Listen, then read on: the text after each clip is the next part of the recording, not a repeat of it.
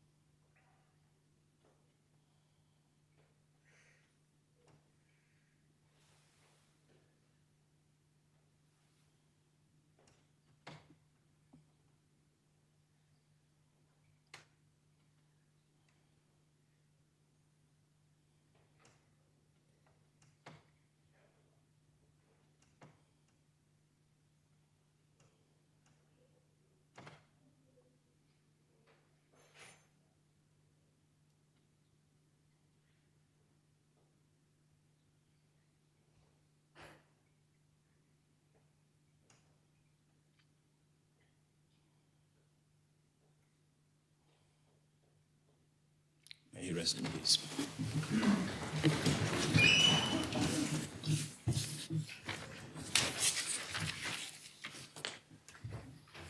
The next item of public business is the draft Crime Public Order Jersey Amendment Law P8, lodged by the Minister for Justice and Home Affairs, and the main responder is the chair of the Children Education and Home Affairs Scrutiny Panel, and I ask the greffier to read the citation. Draft Crime Public Order Jersey Amendment Law 2000, a law to amend the Crime Public Order Jersey Law 2024 in connection with restraining orders made under previous legislation. The States, subject to the sanction of His Most Excellent Majesty and Council, have adopted the following law. Minister. Thank you, sir. Firstly, I would like to thank members for agreeing to take this item early. Members will recall that in January last year, we approved the Crime Public Jersey Law 2024, which I brought forward as my first act as Minister. That law now contains all the offences against public order in one place, which includes things like rioting, threats, disorderly conduct, and so on. It also deals with the offence of harassment and takes over the arrangements for restraining orders, moving them out of the old 2008 harassment law, which was repealed. In January, I was alerted to an issue with the treatment of restraining orders. The 2008 law allowed for restraining orders to be made, and these duly remained in force as intended after the law was replaced. The 2024 law also allowed for restraining orders to be made, which will work in the same way as the old orders, again, just as intended. The question arose about how to treat breaches of the old 2008 restraining orders now that we have the new 2024 law. Those old orders are still in force, but there is no explicit read across between the laws saying that 2008 orders can be enforced by the 2024 law. This amendment will resolve any uncertainty by putting an explicit provision in the 2024 law to allow the older 2008 restraining orders to be enforced as though they had been made under the new law. This is a simple change that will have no other effects on the legislation, and I ask members to support it. Well, are the principles seconded? Does any member wish to speak on the principles? Those in favour of adopting the principles kindly show. Have the appel, please. Appel is called for. I invite members to return to their seats.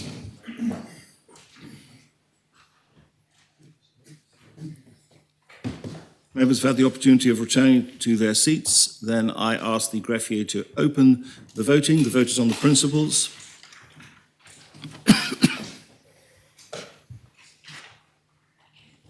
If members have had the opportunity of casting their vote, then I ask the greffier to close the voting.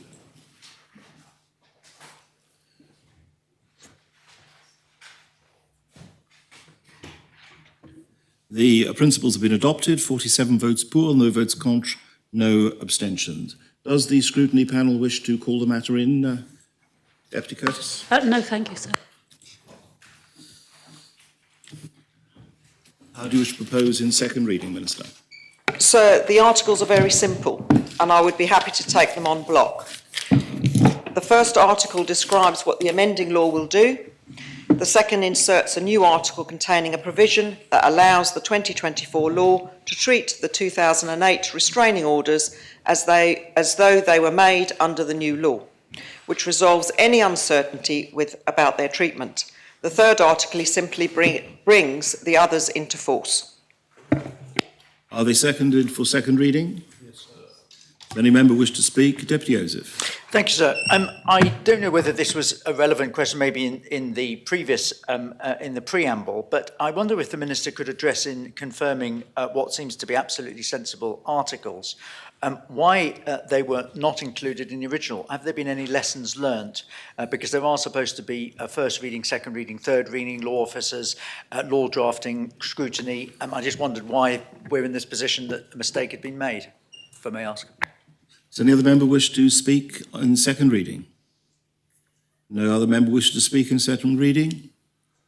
Close the debate and call upon the Minister to respond. Sir, I understand that this is an unusual situation in which an oversight has passed through the usual exhaustive checking processes without being picked up. The need to ensure that the interactions between legislation are properly understood is now at the forefront of everybody's mind, and I'm confident that this will not happen again. Well, you maintain the articles in second reading? I do, sir. And you call for the appel? Yes, please, sir. Appel is called for. I invite members, if they haven't rushed out in the last couple of minutes, to return to their seats. I ask the greffier to open the voting. The vote is in second reading.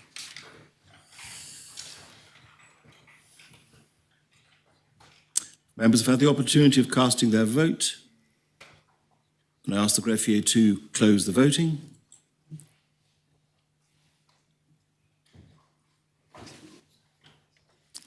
The law is adopted in second reading, 47 votes for, no votes contra, no abstentions. Do you propose in third reading, Minister? Yes, please, sir. Is it seconded for third reading? Yes. Does any member wish to speak in third reading? Those in favour of adopting in third reading, kindly show. Please, sir. That is called for. Ask the greffier to open the voting. The vote is on the adoption of the law in third reading.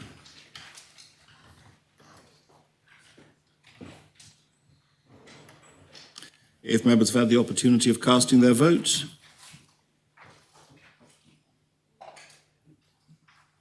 then I ask the greffier to close the voting.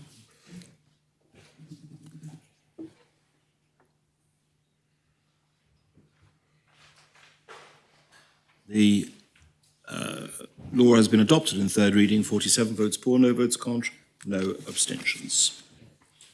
Very well. The next item of public business is the revocation of the Aviemore sale, P9, lodged by Deputy Alex Curtis. And the main respondent will be the Minister for Infrastructure, and I ask the greffier to read the proposition. The States are asked to decide whether they are of opinion, A, to request the Minister for Infrastructure not to proceed with the sale of the property known as Aviemore, Rue de la Peuplée des Quatre Chemins, St Martin, to the Jersey Development Company as proposed in the report presented to the States on the 17th of January 2025 by the Minister in accordance with the provisions of Standing Order 168.3. And B, to request the Council of Ministers to consult the States Assembly and the public on the future use and ownership of Aviemore and the support of care-experienced islanders before the 30th of September 2025, and to include any funding considered appropriate pursuant to such consultation within the Government Plan Budget 2026 to 2029. Deputy Curtis. Thank you, sir. Like most members, I am still got that kind of lingering cough, so as I open today, I might have to slow down and take a sip of water, and I ask members' patience with me. Presumably it's not the smoke from the fire. It is not, no. But I will make sure we hopefully are out before a second fire alarm happens today, sir. Thank you, sir. And today I want us to take a moment to pause. This debate, P9, the revocation of the sale of Aviemore is not designed to frustrate the regeneration of this site. Members should know that they can still support this proposition today, and the final outcome may still be the same, that the State of Jersey Development Company will develop the site in one form or another.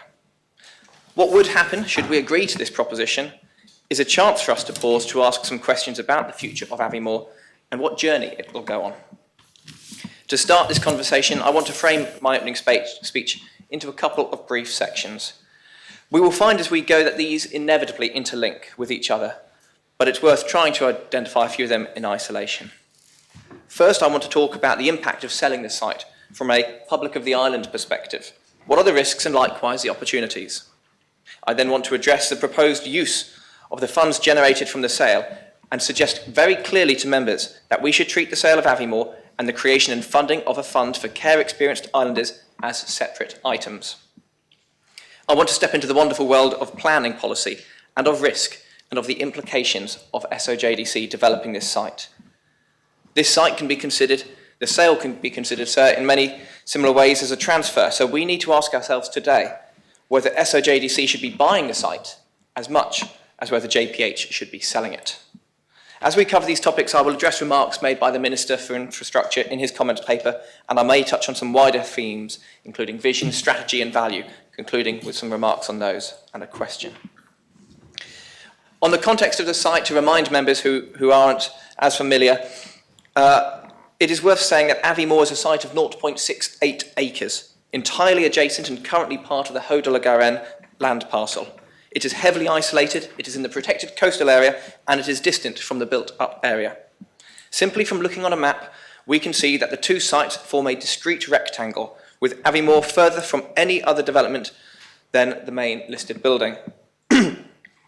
Turning to the proposed sale of the site, as has well been covered, the proposed sale has been the discussion of multiple councils of ministers, and it has featured in respective government plans, now called the budget, with a suggested use of open market housing. At this point, I will say when it came to a Council of Ministers in 2023, I could not attend, and it should be noted that the government plan has no power to rezone or reallocate land under the planning and building law. In 2024, January, the site was marketed for tender with a very clear expression window, offers in excess of £3 million. Now in 2025, we find that it is proposed for sale for 1.3 million, with an overage payment of up to 1.2 million. The comments paper now explains how this will work, but it is clearly disappointing that this was not included in the standing order report. It also shows us that there is a real risk that we will receive less than 2 million for the site, judging on the overage payments and all likelihood. So this brings me to the first time I will ask, should we be selling the site for open market housing, given the context of new information?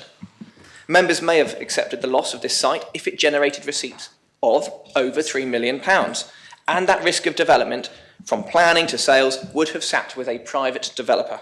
But with such a low value, is it right to sell when viewed through the lens of the public purse? Members may also be concerned about deviating from the budget suggested use. Well, you'll be glad to hear, members, that this is not a sufficient argument for the Council of Ministers to provide. Today we heard in questions without notice, the Chief Minister said that the future use of Philip Lefevre House is not yet set, with various uses being discussed to find the best solution. This, of course, is in contrast to the designation on page 70 of the Budget 2025, designating that site as maximised number of affordable homes with consideration of some open market homes. The Chief Minister rightly stressed this morning we need to be open-minded and flexible, clearly thinking it is right to re-evaluate decisions in the face of new evidence. I hope all members, including the Council of Ministers, can reflect on this during the debate and see the same for Aviemore. I do want to touch briefly on the proposed use of the funds generated from the sale of Aviemore. Members may well hear today that without this sale, we cannot establish a fund for care-experienced islanders. This argument should be dismissed at the first chance. Every year, this Assembly, apologies for my language, divvies up over £1 billion of expenditure. We find money outside of this planned expenditure for purposes all the time. If we can't find at least £1 million to instantiate this fund, if that is the will of this Assembly, I find that baffling. We were able to find £3.6 million outside of a government plan debate to purchase a seaside cafe, and almost all members agreed to that. Put simply, if members and COM want this fund, they should establish and fund it. There is really no excuse to tie it back to the sale of our public estate if it is no longer favourable to do so. To remind ourselves, the Chief Minister said today, we must be flexible, we must be open-minded to new evidence. Staying on the impact of selling, we are now realising far less money than before. Would we commit to selling other assets if the financial return for the public purse was minimal? How are we going to weigh up the lost opportunity to the public? I'll touch on that shortly. It's at this point, sir, I will turn to planning and risk. With Aviemore, the States of Jersey Development Company are stepping outside of their traditional remit. P73/2010 explains that SOJDC's remit is to redevelop surplus government sites to secure the gain, where these are strategic developments, in line with a regeneration zone approved by the Minister for Environment and a strategy approved by the Regeneration Steering Group, the RSG. In fact, the concept of ad hoc development is discouraged, with it referenced in the company's formation in regards to private property purchases, saying, all acquisitions of private third-party assets should be undertaken in the context of a need to rationalise land ownership as part of a clear regeneration strategy, rather than as ad hoc opportunistic purchases. These should not be pursued in preference to the acquisition or transfer into SOJDC of state-owned assets that would satisfy the same strategic objectives. Whilst again, I must be clear, that is with regard to private purchases. There is nothing strategic about developing Aviemore into open market housing, and it falls outside, in my view, of that original regeneration remit. It may well be the right thing to do, but immediately that requires further scrutiny. Put simply, SOJDC have a strategic remit, and this development feels like the opposite. Please remember, all I'm asking is for time for this Assembly and the wider public to scrutinise and to consult. Members then might ask, well, what is the risk involved? SOJDC is, after all, owned by the public. Well, for this, we do need to explore the planning context of Aviemore and whether SOJDC's ambitions align to the policies of the Bridging Island Plan. This is vitally important.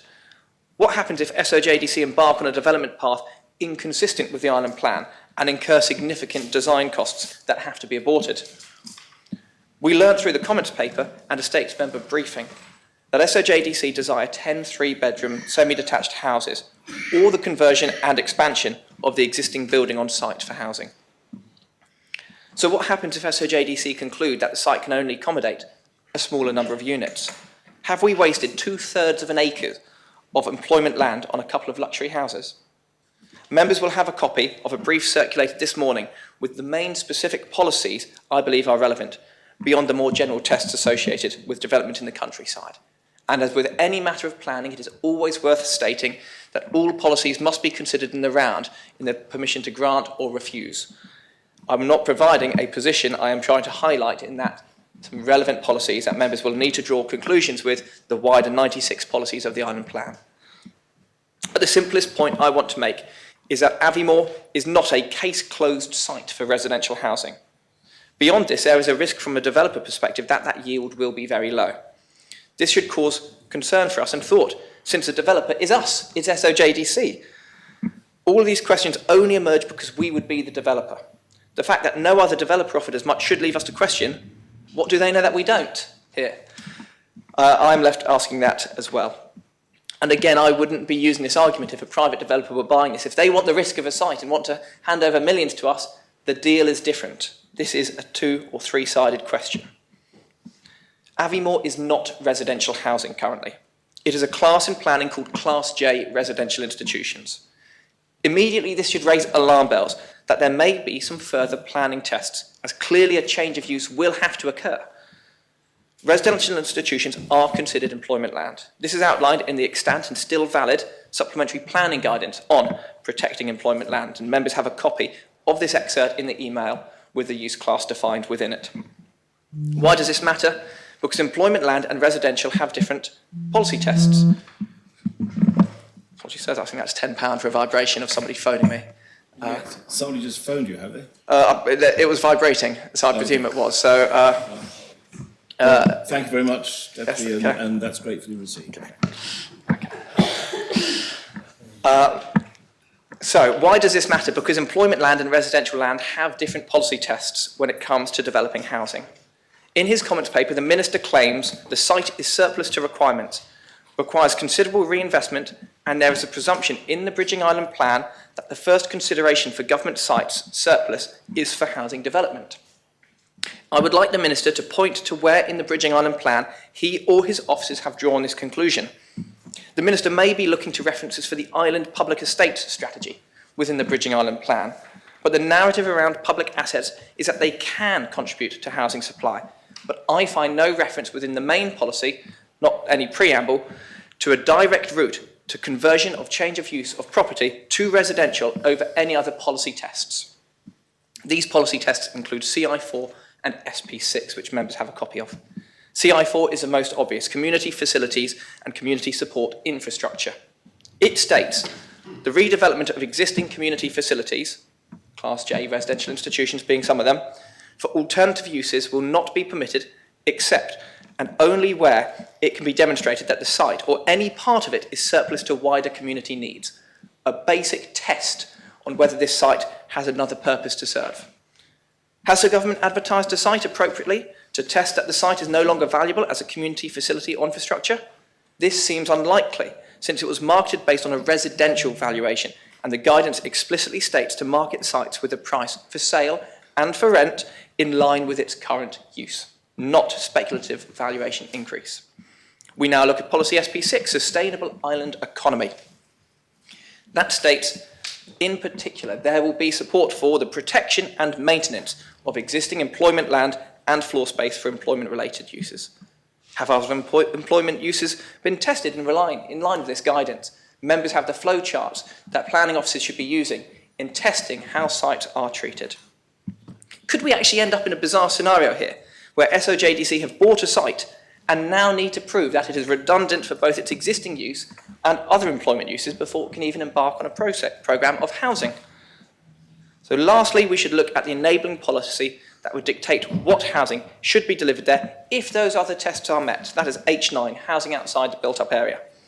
It is clear that employment land that is changed to residential should deliver reductions in the use or size and improvement to the landscape.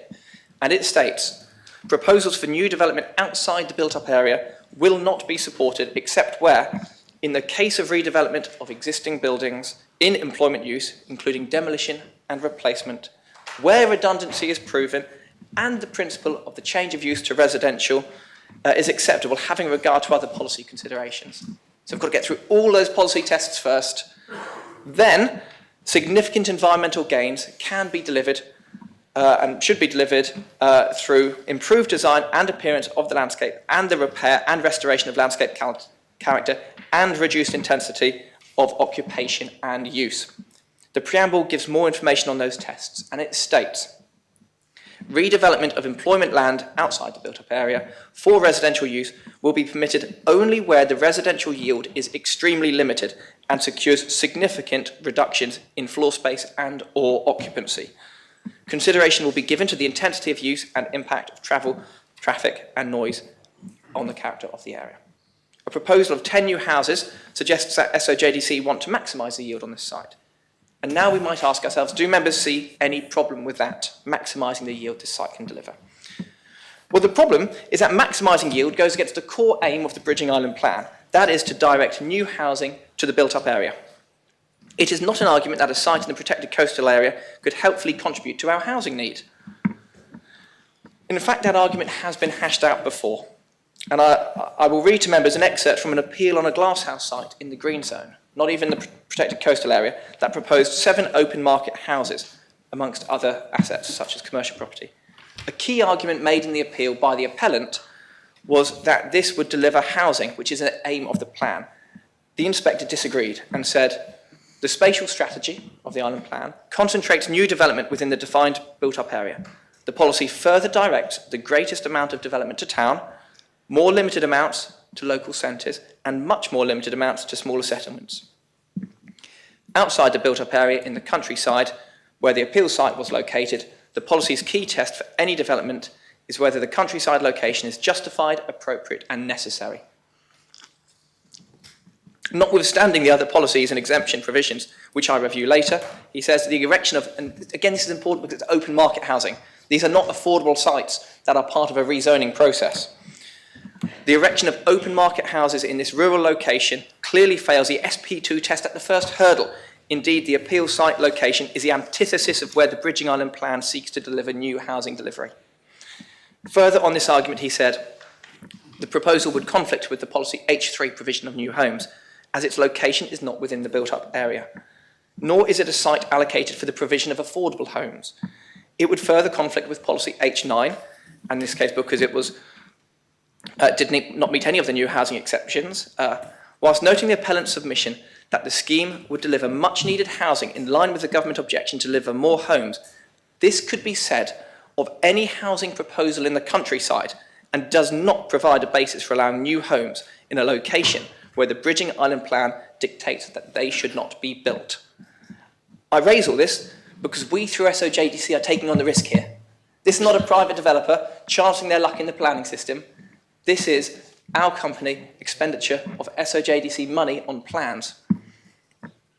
Other members, I should say, and so yes, our risk is twofold here. One, we spend money on abortive plans. The other, the site may well deliver a lower yield, and then obviously we incur the loss of opportunity. Other state members, I should add, asked for pre-application advice received from either Jersey Property Holdings or SOJDC beyond informal conversations, and we're understanding that no formal written advice was provided, and any emails that were mentioned that were sent between the department have yet to be shared by the Minister. So today, sir, we are in many ways deciding more on a development than a sale. Either way, we incur risk, both of financial and opportunity. So at this point, I do want to turn to opportunity. It all sounds doom and gloom and highly technical. But what if we really tested the other uses for this site? Those community or employment-related uses. The Minister for Sustainable Economic Development wants to see a reinvigorated visitor economy. Should we not test the demand for this site to provide and expand on our local tourism offering, whether that be self-catering, student accommodation, or an extension of the facilities offered next door by the Jersey Accommodation and Activity Centre? Would that not be a valuable asset to the Jersey? Members of the public have suggested a dementia village. Well, as Class J, this use would fall within the existing policy tests of CI4 and may even allow for the expansion of provision, since it is current use. What about staff accommodation? Despite claims from ministers the site is in disrepair, one option SOJDC suggests is retaining the existing building. It can't be that bad then. We do know that we need to provide staff accommodation to make some roles in the public sector or even private sector more attractive. And other members may have more suggestions for the site, and I'd welcome them to jump up and talk about them, all of which I think are strategically more valuable to this island than open market housing. To me, the options really stack up against looking down the barrel of less than £2 million to the public, a risk of lost money, and the provision of homes we frankly don't need. A quick search on places.je shows us that there are over 256 three-bedroom houses and plus actively for sale in the eastern parishes alone. Members know the risk of development sitting with empty property, despite their attractive views offered as a reason for difference here. Whether it be on La Grande Rue de Sablon in Grouville or La Rue de Haux in St Lawrence, developments are holding open market houses on the books far longer than they would like. What gives SOJDC such assurance that they can deliver a better, more viable scheme than the private sector? I would say here, states members are commonly accused of being siloed or thinking in short-termism, and here we have a site that the public and many members here can clearly see more value. But to unlock that, we have to think strategically. Sometimes we have to hold on to things a little longer. We have to think about how we fund things a little differently. And that's what we have to ask now. What are the needs of our economy and our community institutions? I won't go on much longer, sir, here. I genuinely want to hear from members who support this sale and development without a single pause for thought that is being offered. But if members want to know what I'm asking for, it is that. It is just a pause, a chance to test the policies, maybe bottom out the best use for the site in line with planning and in line with strategic aims. Some quick cost-benefit analysis of losing 2/3 of an acre of employment land to luxury housing. And remember, members should not be swayed by any argument that this is necessary to establish the fund we've discussed. Are we really saying that that fund is so low down the agenda we can't be flexible with funding sources when plans change? So yes, as I open this debate, sir, I would ask members, what is the hurry? Is the proposition seconded? So can I ask a point of clarification from the Speaker's speech in order to inform there was something... Well, yes, you can ask if I a may. point of clarification. Yes. Thank you, sir. I'm grateful yes. to the deputy. He cited a particular case as directly relevant to this in relation to a St Clement's Glasshouse site. That I think he said that there was a public. Would he be kind enough to explain which site he's thinking? Because he's obviously speaking about something in the public record that I would like to look up before I speak. Happily, sir, I provided the planning reference to all members. It's P2022-0267. They will find. And I would just clarify, sir, that as I've explained in my brief and today, that planning must be taken in the round in all policy considerations. What I am citing is the contravention and contradiction that providing any quantum of open market housing outside the built-up area was a strategic aim. That's a proper point of clarification. Thank you very much. Deputy Constable John. Thank you, sir. Sir, the Standing Order 168 process exists precisely so that States members can raise their concerns and questions and ultimately objections to the transfer of property and or land into or out of public ownership. And Deputy Curtis has quite rightly exercised his right in respect to the proposed sale of Aviemore. So I'd like to open my remarks by recognising some shortcomings on the part of my department. As a general rule, the detail we set out in some of our Standing Order 168 propositions should and should be improved. We have reflected on this and need to do better in the future, and currently we have been too vague. In this spirit, sir, I don't think that R11/2025, the report which confirmed the intention to sell Aviemore, was sufficiently detailed. In the report, we confirmed the sale of the property, the address of the property, who we were selling it to, the upfront payment of 1.3 million, and then referenced an overage payment scheme. There was no further detail. It is fair, sir, for members to have had further questions. We did engage with Deputy Curtis on receipt of his email on the 21st of January, as the Deputy is recognised in his report. His timeline of communication with officers is accurate and doesn't require my repetition.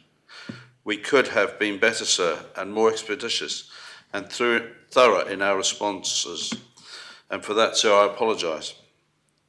Deputy Curtis has not dwelled on the issue of our communication with him. He has stuck to the issue at hand, and that is to his credit. I too will try and stick to the issue. Sir, I believe the States members' briefing held on the 18th of February did a much better job in responding fully to Deputy Curtis's legitimate questions and indeed explaining the detail of the Aviemore sale. I think we got our engagement with members right in the end, albeit not early enough. That, as I've said, is a learning point for us in the future. So I should be clear, sir, that I strongly support the sale of Aviemore to the States of Jersey Development Company on the terms we have agreed. I believe that this sale represents the best value for islanders. I am therefore opposed to this proposition, which I think would only bring unnecessary delay both to the sale of a property which we no longer require and to the establishment of the much needed and long overdue endowment fund for care-experienced islanders. I should say, sir, the sale of Aviemore is not a knee-jerk decision of one minister or one administration. Far from rushing a decision, sir, the decision to sell Aviemore was first made by the then Council of Ministers in September 2021, which politically and practically feels like another age. That decision was upheld by the last government, and Aviemore formed part of the 23-26 government plan, as we heard, as development for open market housing. The decision was again upheld by this government through the Regeneration Steering Group, the group mentioned by Deputy Curtis. So it has been a long-term policy of successive governments to sell Aviemore for housing development. So we did look at alternative uses for the community, sir, but we could not attract sufficient certainty that the freehold would stay with the public. So naturally, members and the public will want to be assured we have secured the best deal for the sale of the site. And I accept that selling to our own developer might have raised eyebrows in this respect. I suppose that is natural and inevitable. But we have demonstrated in the States Members' briefing and in our comment to the proposition that the SOJDC offer gave the best value to taxpayers, both in terms of the immediate site value of £1.3 million and the overage payment scheme that will depend on the number of units that are approved for development and do not require the sale, which was part of some of the other deals. More detail as to the nature and value involved in the overage scheme is included in the comments paper, but ultimately it could realise a maximum value of £2.5 million for the site, depending on what is approved. Deputy Curtis spoke about planning advice, sir, and that was discussed during the States Members' briefing. And it's my regret, sir, that we haven't been able to share emails. I did request them again this morning, but I haven't had them to share. But I fully accept officers telling me that they spoke with planning prior to putting the site on market, sir. They needed to do that, sir, to identify what the value would be.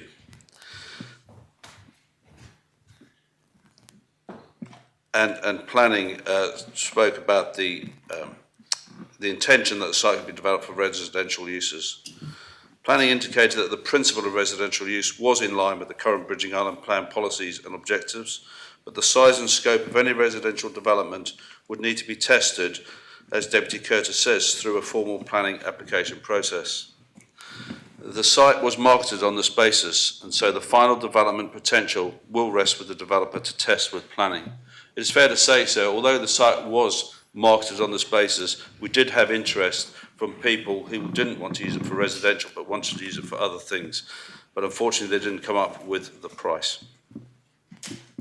That's why the overage payment, which is not an unusual arrangement to make, made particular sense in this instance.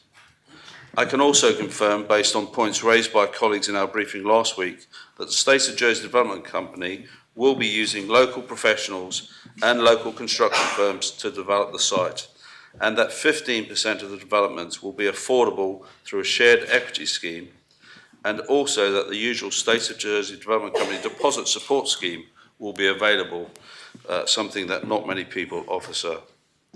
The comments also confirm that discussions did take place with the parish of St Martin regarding a parish-led affordable housing scheme long before my time, sir, but that the sale of the site on a commercial basis and the location of the site did not lend itself to this option. So Deputy Curtis raised a number of his own queries in his proposition, which were addressed both in the briefing and in the comments paper. I don't think members need me to address every point again today. I will say, though, sir, that I do believe that this sale is fully aligned with the public interest. We marketed the site openly and independently based on a professional valuation. It is true that we are not going to realise the original valuation of £3 million for the site, but that is because market conditions have changed, something I think we all recognise. We've taken a while to sell this site, and whilst the government is entitled to wait and sometimes ponder and sometimes delay, the market waits for no person. Sir, Aviemore no longer serves a purpose for the government and is no longer needed. 3 governments have agreed that it is right to sell the site. I can see no merit in further delay and in retaining an unnecessary site within the state's property portfolio and the associated costs of maintaining that site. So Deputy Curtis is fully entitled to challenge the sale, and he may well have been right to do so in this instance. He has shed further light on the intricacies of the sale and given us cause for reflection. This is a worthwhile debate, but I think we have shown that this transaction represents best value for taxpayers and the island. We can leave Aviemore as an empty site which is not fit for purpose, or we can move forward and deliver housing on this disused site. I hope members will allow us to move forward. So in terms of the endowment fund, in my remarks I've not gone into the detail of what is a key part of this sale, and that is the establishment of the endowment fund to benefit care-experienced islanders. This would meet a recommendation of the independent care inquiry and provide a much-needed and currently absent source of support for islanders who have previously been in care as they progress through their lives. Other members, including the Children's Minister and other colleagues, I'm sure, will cover this in more detail, but for my part, I remind members that a decision not to sell Aviemore, which in my view would be a decision contrary to the evidence and logic, would be a decision to delay the establishment of this fund and the support it would provide. So I respectfully ask that members reject the proposition. Thank you. Conor St Martin. Thank you, sir. I've only just written this, and one of the first things I wrote was public benefit project. This is a prime site situated adjacent to the Jersey Activity Centre, but I would suggest it is not a prime site for housing. The Activity Centre provides reasonably priced accommodation, which serves the island well and is always busy. My concern is housing will be built, which by the nature of the site, will most probably, and we've been told that only 15% will be for first-time buyers, each property should probably cost well over £1 million per home. I'm a constable that administers a parish where the Aviemore site is situated. St Martin boasts 2 campsites and the activity centre, and I'd like to point out something very fundamental, a rather important point. It is so short-sighted for anyone to believe that you can put a covenant on these proposed houses, basically telling buyers, owners, that they will not be able to complain about any noise emanating from the activity centre. What happens if they do? Do we then lose the activity centre? And the activity centre actually is crucial for Jersey. We don't have any other accommodation like that in the island. People would complain regardless if the activity centre was there first, and believe me, I know this. When Deputy Binney was Minister for Infrastructure, he invited the procurers and I to visit the site and said that the site was for sale at £3 million. And obviously, as a parish, that was way out of our reach. So it wasn't that we weren't interested, it's just that we don't have £3 million to spend on it. It is a spectacular site, and I believe that we should be thinking outside the box and re-evaluating the proposed use of this site. Looking at my fellow connotabs and deputies from the east of the island, time and time again we have stated in this assembly that the east of the island is very badly served with sporting facilities and other facilities. It's fantastic if you're living out west, but if you're living out east, we're always being forgotten. This could make an ideal site next to the activity centre. I believe sporting facilities would be a public benefit project and would make much better use of this site. If people are worried about housing, then 2 fields in St Martin were earmarked in the Bridging Island plan for right sizing and first-time buyer homes, and the parish is currently working on this. And it is hoped that one of the sites will be ready to be built next year. The parish also delivered first-time buyer homes in the parish in 2020, so that's actually 3 fields that we'd be giving over. So I don't think that Aviemore is completely crucial for 15% of first-time buyer homes and then open market homes. Please, can we think, sorry, I'm just reiterating, we need to think out the box. Aviemore is a site that should not be used for residential homes. St Martin's have delivered, as I've just said, we have delivered housing. And Aviemore is a prime site to be used for something else. Please can we support Deputy Curtis's proposition and hold back for just 6 months? We're only asking for 6 months, and I'm all in favour of the endowment fund. I think that's amazing, but 6 months so that we can deliver a community facility for the east of the island. Putting out open market housing next to the Adventure Centre, again, and telling buyers they cannot complain about any noise is quite frankly pie in the sky. This is a wonderful opportunity for the states to do something really innovative. And so please think strategically and let's deliver the best use for this site. Thank you. Does any other member wish to speak on the proposition? Deputy Wilson. Thank you, sir. Clearly, I'd like to address. Thank you. Clearly, this is a matter of concern to a number of people. The proposed sale of Aviemore. The transaction as it currently stands is an aspect which betrays potentially public trust and in the government's responsibility as custodians of shared assets. I'm not so much concerned with the intended use, but the value of the sale in financial terms and what it returns. The fact that Aviemore, a property in a prime and beautiful location, is being offered for sale at a mere fraction of its true value is troubling, and it does deserve to see a full value being realised. We've been told that SOJDC, the government's own development company, has put forward a favourable offer, but whose interests are they favouring here? Can we be assured that they are acting in the public interest, and should this be a paramount concern for the government to ensure that they are? The original valuation of Aviemore has been summarily disregarded in favour of a sale price that's 50% below the level that it was advertised for. In my view, this is not a sound public administration. This is a failure to uphold the fiduciary duty that the government owes to the people of this island. As custodians of the island's assets, ministers have a responsibility to ensure that any sale of public property is secured at a premium and not at a discount. If the market conditions are not favourable for realising the full value of Aviemore, then the prudent course of action is to wait for the right opportunity, not to hastily offload it at a bargain basement price.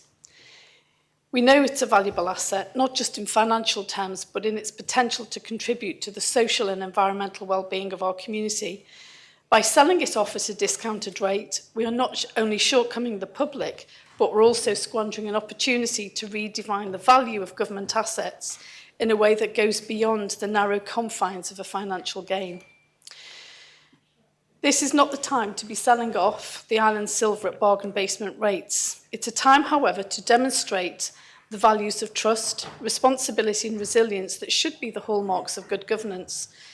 We owe it to the people of the island to ensure that any transactions involving the public realm are conducted with the utmost transparency and with the clear intention of maximising both social, financial and economic benefit to the community as a whole. How can it be a benefit to care leavers when only 50% of the sale value is achieved? So I urge members to support the proposition put forward by Deputy Curtis. We must halt the sale of Aviemore until such time as the true value of this asset can be realised, and where possible, make a connection with project-based breakwaters ambitions, which also should be made fully transparent, so that the value of this sale can be properly understood within this context also. The value may well be financial, but the values we as an Assembly attach to our assets need to be considered in line with our ambitions for sustainable well-being and economic sustainability. Thank you. Very much, Deputy. Deputy Jean. Thank you, sir. I want to reflect a little bit on what the Minister said in his speech, and he made some big statements, but I really felt that there was no detail behind it. My question is, and maybe other ministers could help is how is this best value for islanders? The Minister said it was a best value for islanders, but how? How do you know that the site is no longer required for as part of the state's property portfolio? How is this being assessed? What is the future? What about the future need? Maybe not necessarily now, but what about in the future? We talk a lot about trying to support our ageing population. Maybe this site could be seen, and I completely support the Conotab of St Martin's in this, and seeing outside the box. We are talking about an ageing population. We need this site could be developed in that, maybe also with that in mind as well. So why are we giving the government land away so easily without having these kind of more these statements that the Minister has said, but actually having no detail or understanding behind it? And I'd like to ask the Minister and the Council of Ministers, what is the overall strategy looking at the estate? It feels sometimes that it's very piecemeal in its decision making around the estate. So there's a specific look about Aviemore, for example, but is there been an assessment where the government has looked at its estate as a whole and seen not only what is needed now, but about the future and about the fact that we may need this land in the future, and to then not give it away to private housing, and as the Conotab said, only 15% will be for first-time buyers, and so it will be given it just as part of the general housing community in the future. And maybe I just wanted to be the Deputy Alex Curtis' speech at the beginning was very detailed and full of very specific references to the Bridging Island Plan. And I think it's really important to reflect that, as he mentioned, there was always have to weigh up the different policies within the Bridging Island Plan. And I didn't hear from the Minister very much details to kind of say, well, it's okay because the SOJDC will be able to get planning permission. I worry that and why I'll be supporting this amendment with this proposition so that we can have time to talk about these big questions, because I worry that we will get in a situation where the site is purchased by SOJDC, okay, an arm of the government, but then they will struggle to get planning permission. And the onus will then fall on the planning department. And yet again, we will hear complaints about planning. We will hear complaints about the planning department. We will hear complaints about restraining development, etc. When it is clearly laid out, and Deputy Alex Curtis has clearly said from the beginning that the Bridging Island Plan has clear set policies that when he was talked about employment yield or about other uses of the land, not just residential, that those actually are weighted more than residential land. If those are then the proposal is put forward to planning, and planning then refuse that because they are taking it from the Bridging Island Plan, what then? It then undermines yet again the planning department and the Bridging Island Plan, something that many of the states members in the chamber voted for. And so it will undermine something when actually from the beginning it's very clear that that this site is the aspirations of this site that the government and the SOJDC are hoping to put is actually already not aligned with the Bridging Island Plan that many members voted on. So I think it's really important to reflect that, and we do not have time at the moment in this current format to be able to reflect that before the sale goes through. So I would be supporting this proposition because of that. And finally, this fund, we haven't heard very much about how this fund would be set up, and I would like maybe the Minister to talk a little bit about this fund. Is it pure? If it is a fund where I think it's 2.5 million, for example, is this a recycled fund? Is it just purely grant-based, or is it something else where it be the interest, for example, is being spent, or is it just 2.5 million and then when that's spent, it's gone? And what happens when it's gone? It therefore is only for a limited amount of time. So I'd like to hear a bit more of how many care leavers is it supposed to be supporting? How much would potentially there could be given to care leavers when they are applying for it? A bit more information about this, because I don't know if we've been given that information to say this fund would potentially be able to last 2 years, 10 years, 20 years. It's not clear. And again, I think that's really important, because if this fund is depleted within a 5-year period, is that again, does that weigh, is that the benefits of a fund just that's been utilised with the care leaver for only 5 years versus hopefully for a lot longer? The impact is completely different, and I think that also has a decision for members to think, is that really what we want, to have such a short-term fund rather than something that's more long-term? And as I completely agree with Deputy Alex Curtis, if we can find money to buy a piece of land and the cafe at Greve de Lec, I think we can find money to support care leavers outside of this particular thing. Thank you, sir. Very much. Going to St. Peter.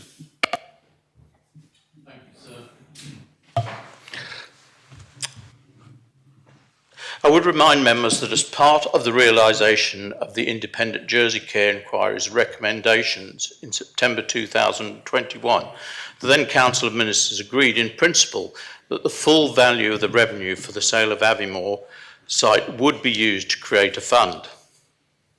The decision led to the Aviemore site identified in the 2024-27 government plan to be developed for open market housing to specifically support the creation of a fund to support care experienced islanders. The published Common Strategic Policy 24-26 continues the commitment to learn from the lessons of the Independent Jersey Care Inquiry.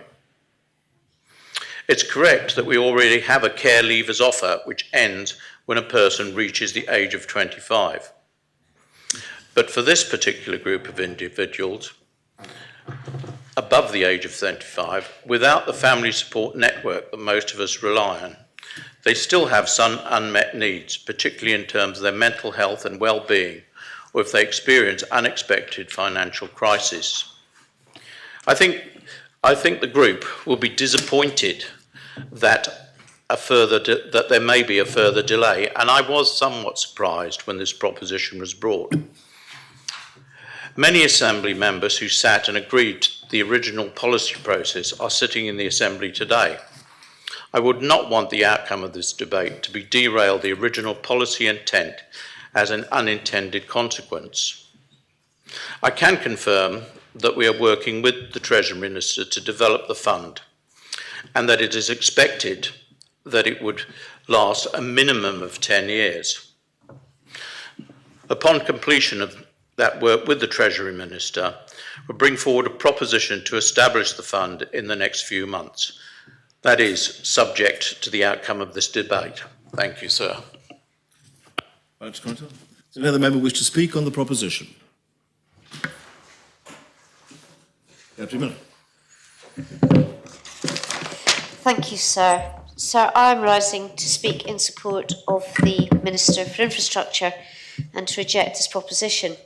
So the Minister has provided comprehensive information in both his comments lodged at the end of last week and the members' briefing last week. And I wanted, however, to emphasise a couple of aspects from my perspective as the SOJDC shareholder representative. It seems to me that there are two areas of concern in this proposition: that members were not briefed about the proposal, and secondly, whether the strategy involving SOJDC is appropriate. If I could just emphasise the Minister's comments about approval. So the government plan of 2023 to 2026, which was approved by this Assembly, earmarked the Aviemore site for open market housing to specifically support the establishment of the fund that the Minister for Children has just discussed. The strategy, so far as disposal of the site is concerned, to fund the creation of the endowment fund, was approved by the then Council of Ministers in 2021. It was also discussed by the previous Council of Ministers in January 2023, and at that meeting, a sale to SOJDC for open market housing was agreed to be the preferred option of the three presented to Council of Ministers in January 23. So if I could turn now to SOJDC's involvement. It's worth remembering the provisions of P73 2010, which established the raison d'etre for an oversight of SOJDC. P73 does provide that redundant government sites may be released to SOJDC for regeneration without consideration. And in that sense, I believe consideration means without price and not without thought. This has been very well considered. The reason for the position of P73 is on the basis that all profits generated by SOJDC are either reinvested in future developments or returned to government in the form of dividends or improved public realm and infrastructure. Since the Aviemore sale proceeds were to be directed to the endowment fund, the sale had to be conducted on a commercial basis, and it has been, as the Minister has described. The Minister has already made the point that SOJDC's offer, given the lapse of time since this process was begun, was the best on the table in terms of both quantum and certainty. Again, though, it's worth emphasising the point that any profits that SOJDC generate on this development over and above the funds that will be contributed to the endowment fund by way of purchase price will be reinvested for the ultimate benefit of all islanders. This contrasts clearly with any sale to a third-party developer. And I'd also, sir, I'm sure others may comment on this, we're not talking about luxury homes unless we are saying that any home built in the countryside is a luxury home.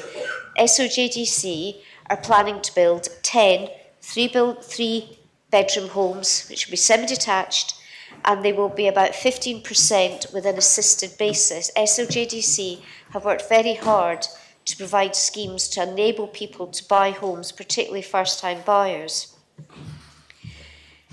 If we sell to a private developer, they may very well build luxury homes. And I'm just slightly confused at the notion that we should not be, whether a government developer or via government, building houses with 3 bedrooms. We keep saying we want young families to stay, we want people to have more children, but we don't want them to live in a house. We are only content for them to live in apartments. People are entitled to have homes, and I think we should all be supporting the building of homes in this island that isn't a flat, which may have gardens for young families. I believe the location has been investigated and has been found to be not suitable for homes for older people because of its location. It's not close to amenities, and it doesn't suit provision for older people. So finally, I'd just like to remind everybody again that we own SOJDC. It was created to regenerate areas and redundant properties, to deliver public realm and infrastructure. Everything it does is for the benefit of islanders.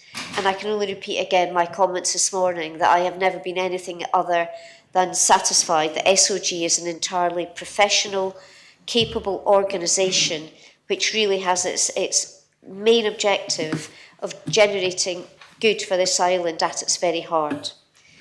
I would urge members to reject this proposition and send a clear message in support of our commercial property developer. Thank you, sir. So can I ask point of clarification from the previous speaker, please? If the previous speaker is prepared to Yes, give way sir. for clarification, yes. Would the speaker explain again what happened in January 2023? Because so that in January 2023 it was a decision that SOJDC would develop this site. Just trying to. Yes, at a Council of Ministers meeting in January 2023, this was brought forward and 3 options were on the table. The Council of Ministers at that time preferred the option of SOJDC being the preferred developer to build open market housing. It would seem to have evolved from that to test the open market first. The open market has been tested. SOJDC, I believe, have put in a bid with other developers, and they were the best bid. Was it open market houses specifically for Aviemore, for this site, or a general discussion? For Aviemore.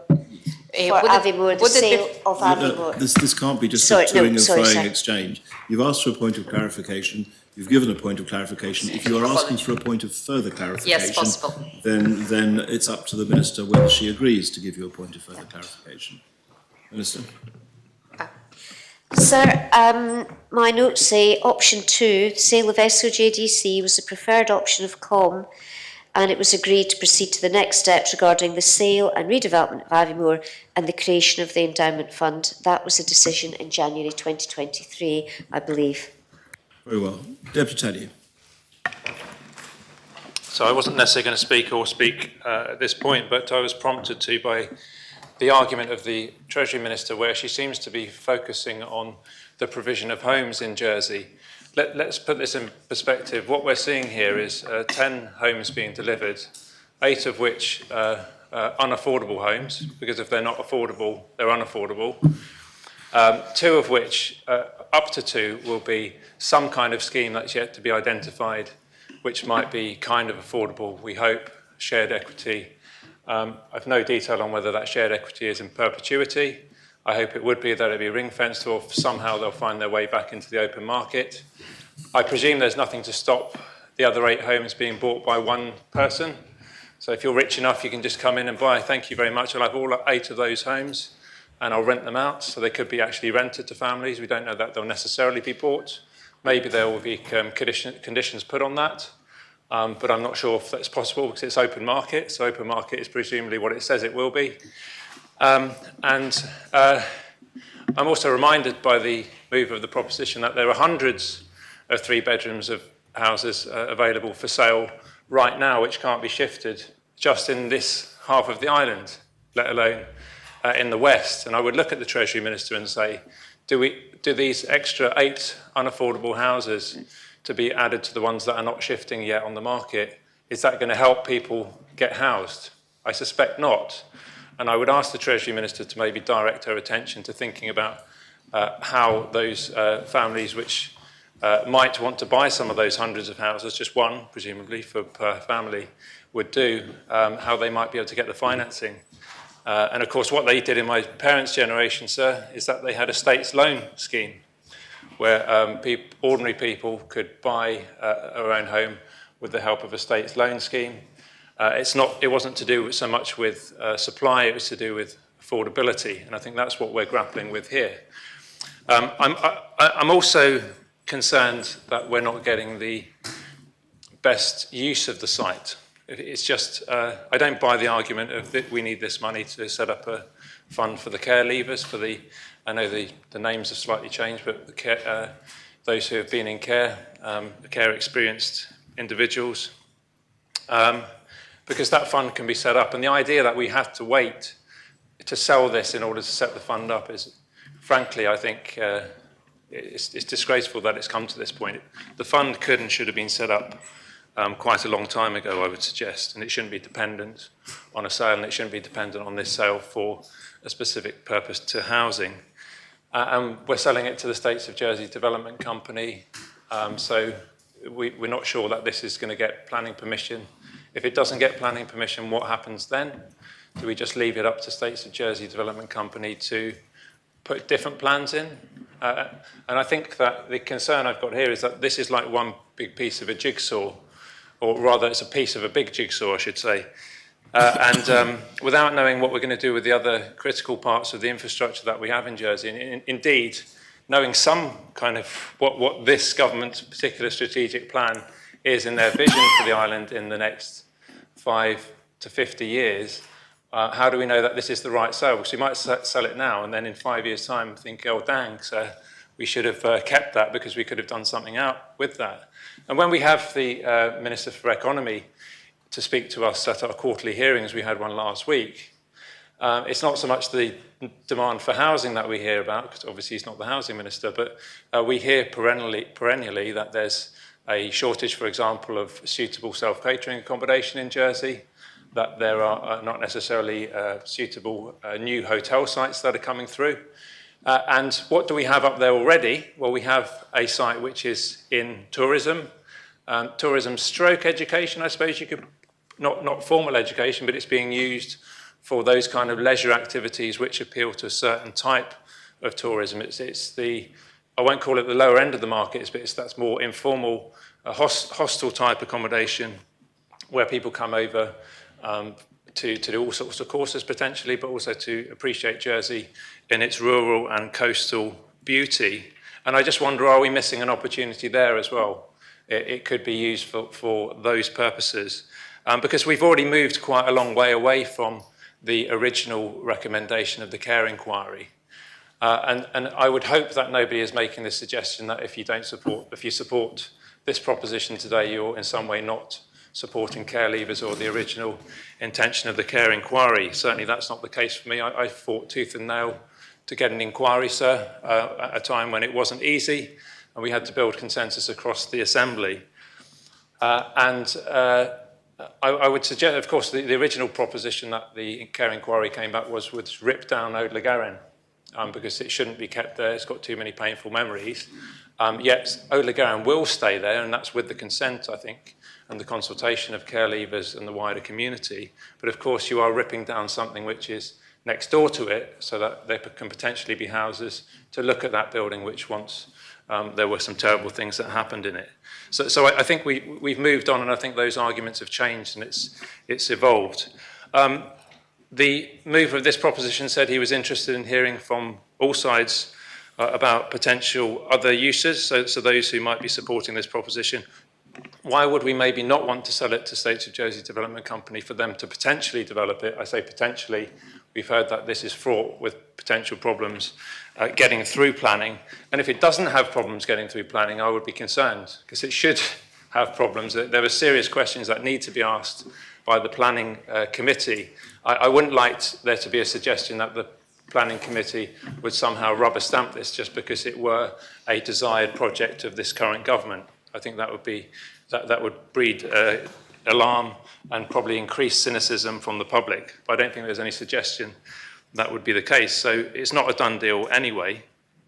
For my part, and again, when we had the minister in at the quarterly hearing on Thursday, sir, I did ask about the fact that we've got a dwindling birth rate.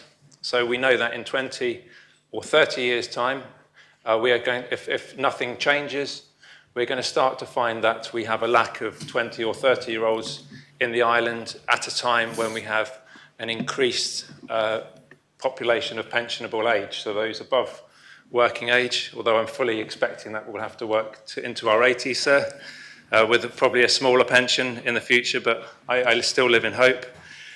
So what are we going to do about that? And I think we need an idea to actually accept that we will need to import, whether we like it or not, people of working age, because I don't think we can do anything about forcing people to have children, apart from maybe giving them some hope back in terms of the economic outlook and the cost of living in Jersey, but that's a matter of personal choice, sir.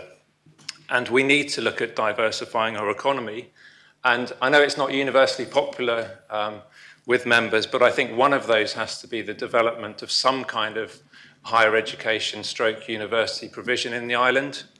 I look at a site like Aviemore, which is in the countryside, which has already got a similar usage in terms of it could house students. And I look at things that even if it's not a full-blown university, that Jersey can definitely extend its offering, I'm sure, to specialise in areas like marine biology, ecology, finance, English language courses, I think is an area which is completely undertapped, and there could be vast expansion given the fact that we are an English-speaking island now. But the Institute of Law is already well established, and I think it's got growth potential there, not just for local students, but actually in all of these areas for importing students, so that Jersey could become a centre of hopefully increasing tertiary education excellence. And what would the byproduct of that be? It means that, of course, students would come to Jersey to learn, and students surprisingly still spend, even though they're not necessarily working, and they will look to work here. They'll look to work here in the short term as students, and some of them will stay on as students do. They stay on at university towns, and indeed, how many times have we heard that people have said 20, 40 years ago, I came to Jersey, I was only intending to stay for a weekend, I was only intending to work for one summer, yet here I am 20 or 30 years later. So that's just one idea about what this could be used for. And I'm not saying that this should necessarily be for that purpose, but we need to look at the portfolio and the round. We just heard this morning that the Chief Minister doesn't know what Philip Lefevre House is happening with it. And that's kind of reassuring. It's good in one sense, but if we don't know what we're doing with that, how can we be sure that the decision for Aviemore, how can we be sure that the decisions that are being made around Fort Regent, the potential decisions that could be made around the education estate up at Highlands and Holier. You know, Holier may not be around forever. There's all sorts of potential moving parts, both in the tangible and the untangible assets that government administers. And until we've looked at all of these and what kind of provisions and position we expect Jersey and its economy to be in 20 years' time, I think that we make these short-term gains in haste and then regret them at our leisure. And I think the analogy has been made that we're selling off the family silver here. We may well be doing that. You can only sell the family silver once, and it's even more concerning when you get the price of scrap brass for it rather than the actual true price of silver that you should be getting for it. So I think there are so many reasons to support this. It doesn't stop any future sale, but it just means that a more realistic discussion can be had, I think, with the wider community. And I think the fact that we're already getting alarm bells from the constable of that particular parish in this regard is sufficient for me, or another reason for me to actually think that the cautious approach and the wise approach is to perhaps support this particular proposition. Much, Deputy Gardner. Thank you. I'm really grateful for Deputy Tadia for his speech, because this is what prompted me to speak, because I came to this debate very open-minded, because from one side, as Conatap of St. Peter said, it was a policy, and I was party of this policy when I believe that the sale, which we expected 3 million, will introduce good foundation to the care leaver fund. But it was 2 years ago when I was involved with this, and 2 years ago we had different situation. We did expect 3 million, and we also didn't have 200 plus properties on sale only at the east of the island. And I'm grateful for the proposer raising this point, because I wasn't aware. And why I like this debate, because this debate actually was, for me, eye-opening on lots of different ideas that I didn't think. When I came to this debate, and what was for, because we need care leavers fund, at the same time, I was thinking, last year we tried to find, not last year, actually it was 2 years ago, we tried to find a site for therapeutic children home. We allocated 3.5 million for therapeutic children home, and we couldn't find the site that was anywhere near this price. The site was more expensive, and we did have neighbors who objected to the site. So we couldn't find the site for therapeutic children home, which we have an amazing location. There are no neighbors, and it might work, might not, I don't know. But it was my thought. My amendment to the Common Strategic Policy was to build the accommodation suitable for the elderly, for the retired people, that they might have joint facilities, but at the same time independent living. But listening for the Conatap of St. Martin, which actually raised its noise, I remember how many noise complaints and nuisance complaints we have, at least in my district as well, and we need to deal when the people are not happy with the noise from various activities. And the Conatap actually said, and I'm right, we don't have sport facilities on the east of the island, and we tried to create sport facilities on the east of the island. We don't have swimming pool at the east of the island, and it might, the people who live on the east of the island do deserve their swimming pool and their skate park and their general good quality sport facilities, because more and more families move to the east of the island, lots of my friends. And this is what happened to me during the debate. Interestingly enough, when the Treasury Minister talked about SOJDC, people asked me, do I have concerns around SOJDC? And my genuine answer, I don't know, because SOJDC was created 14 years ago with very clear remit of regeneration. If this project is a regeneration, I don't think it's a project of regeneration, it's open market sale. I think for the last 5 years, since I became the chair of the Public Accounts Committee, and Colonel Auditor General called for the strategic review of SOJDC. That didn't happen. What we have now, we have rejected proposal for the waterfront, and we have another waterfront proposal coming. We have not sure where South Hills, that it's struggling to progress. We do have on their books Fort Regent, and not sure where we are going with the Fort Regent.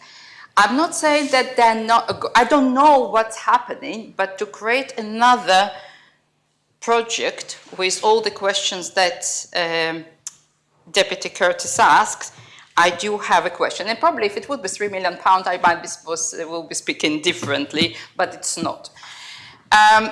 My question to the proposer, before I really made my mind, because I think I'm leaning toward to supporting this proposition, I would like to understand how the proposer envisaged what would happen in the next 6 months, who would need to drive this work that you are envisaged that needs to be taking place, and what the outcome we can have, and this will help me to make my mind. Thank you. Very much, Deputy Wall. Thank you, sir, and I'll just keep these notes brief here. For me, Deputy Wilson sort of highlighted it. This is about transparency, and this is about trust. I was asked at lunchtime by the BBC about why I was asking so many questions around the Lido, and the reason is because no one comes up with the numbers in a clear and transparent way, and I think government has to start getting a grip on being more transparent. The minister we heard earlier has said he hoped to have details of emails between infrastructure and planning. Why is it so impossible to get straightforward information from officers? As a minister, I find that quite extraordinary. The other commentary in the report given by the government is this is a high-value site in the COM report. So why is the sale price such a low one? And the commentary is that, current market conditions are not as favourable. Well, we have to watch and wait. And if we make a quick decision and we make the wrong decision, that's a loss to everybody. The other question I have is, when we're starting to halve the value of public assets, what's the implication for the wider public realm out there? We're told it's worth £1 billion. Is it actually only worth £500 million? I don't know, £250 million? What is the value of those assets? And what is that implication to the overall government's balance sheet? And just to carry on about overage, and it's quite interesting because I had to look up what overage means. I'm not in the building trade, and it was just interesting to see technically what this is all about. So sometimes referred as a clawback. Overage refers to a sum of money which may be due to a landowner following completion of the sale of property. And it says, there are many different scenarios. Future planning permission is granted, an additional further planning permission is granted, sales proceeds of the property exceed an agreed threshold. But the disadvantages are interesting. An overage arrangement can mean that the initial purchase price is lower because the developer is unsure of the expected sales proceeds. So there is lower purchase price with an overage to enable the landowner to share in the sales. The landowner may have to wait, the landowner may have to wait several years to receive any money at all. There are no guarantees. Most importantly, there is no guarantee that the landowner will receive any money. That should be of concern to us. And I think I'm so pleased that Deputy Curtis has brought all of these issues to bear. 6 months is tiny in the grand scheme of things. The Connétable of St. Martin has highlighted some issues, and to her point is, at one point we're at 3 million, now we're at 1.2 million, 1.3 million. That makes a massive difference to the decision-making process. So I'm absolutely in support of the proposition as brought by Deputy Alex Curtis, and I hope the Council of Ministers do think and give time, give space to ensure that the right decision is made for the public of this island. Deputy Scott. Thank you, sir. I've been listening to the arguments very carefully on this matter, and it's been a very interesting debate. I think it raises questions which perhaps aren't being addressed at the right logical level. From many of the issues that seem to be raised seem to be down to a concern that there's been a lack of joined-up thinking.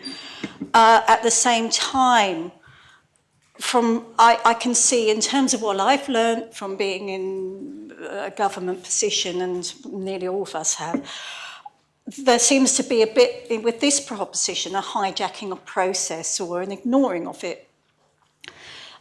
We've heard from Deputy Curtis some concerns regarding the way that the value of the site perhaps has been affected by the planning policy, about problems with planning, bearing in mind that the planning committee's got the power to approve developments that don't comply with policy if they think there's a case for it. But what that's really highlighting to me is the risk that's attached to this site. It's given a case for offloading it. Then we've heard other arguments such as, well, I've got an idea, it could be a sporting facility. But then to my mind, I'm thinking, well, didn't we have an inspiring places strategy? Didn't we have a sports strategy?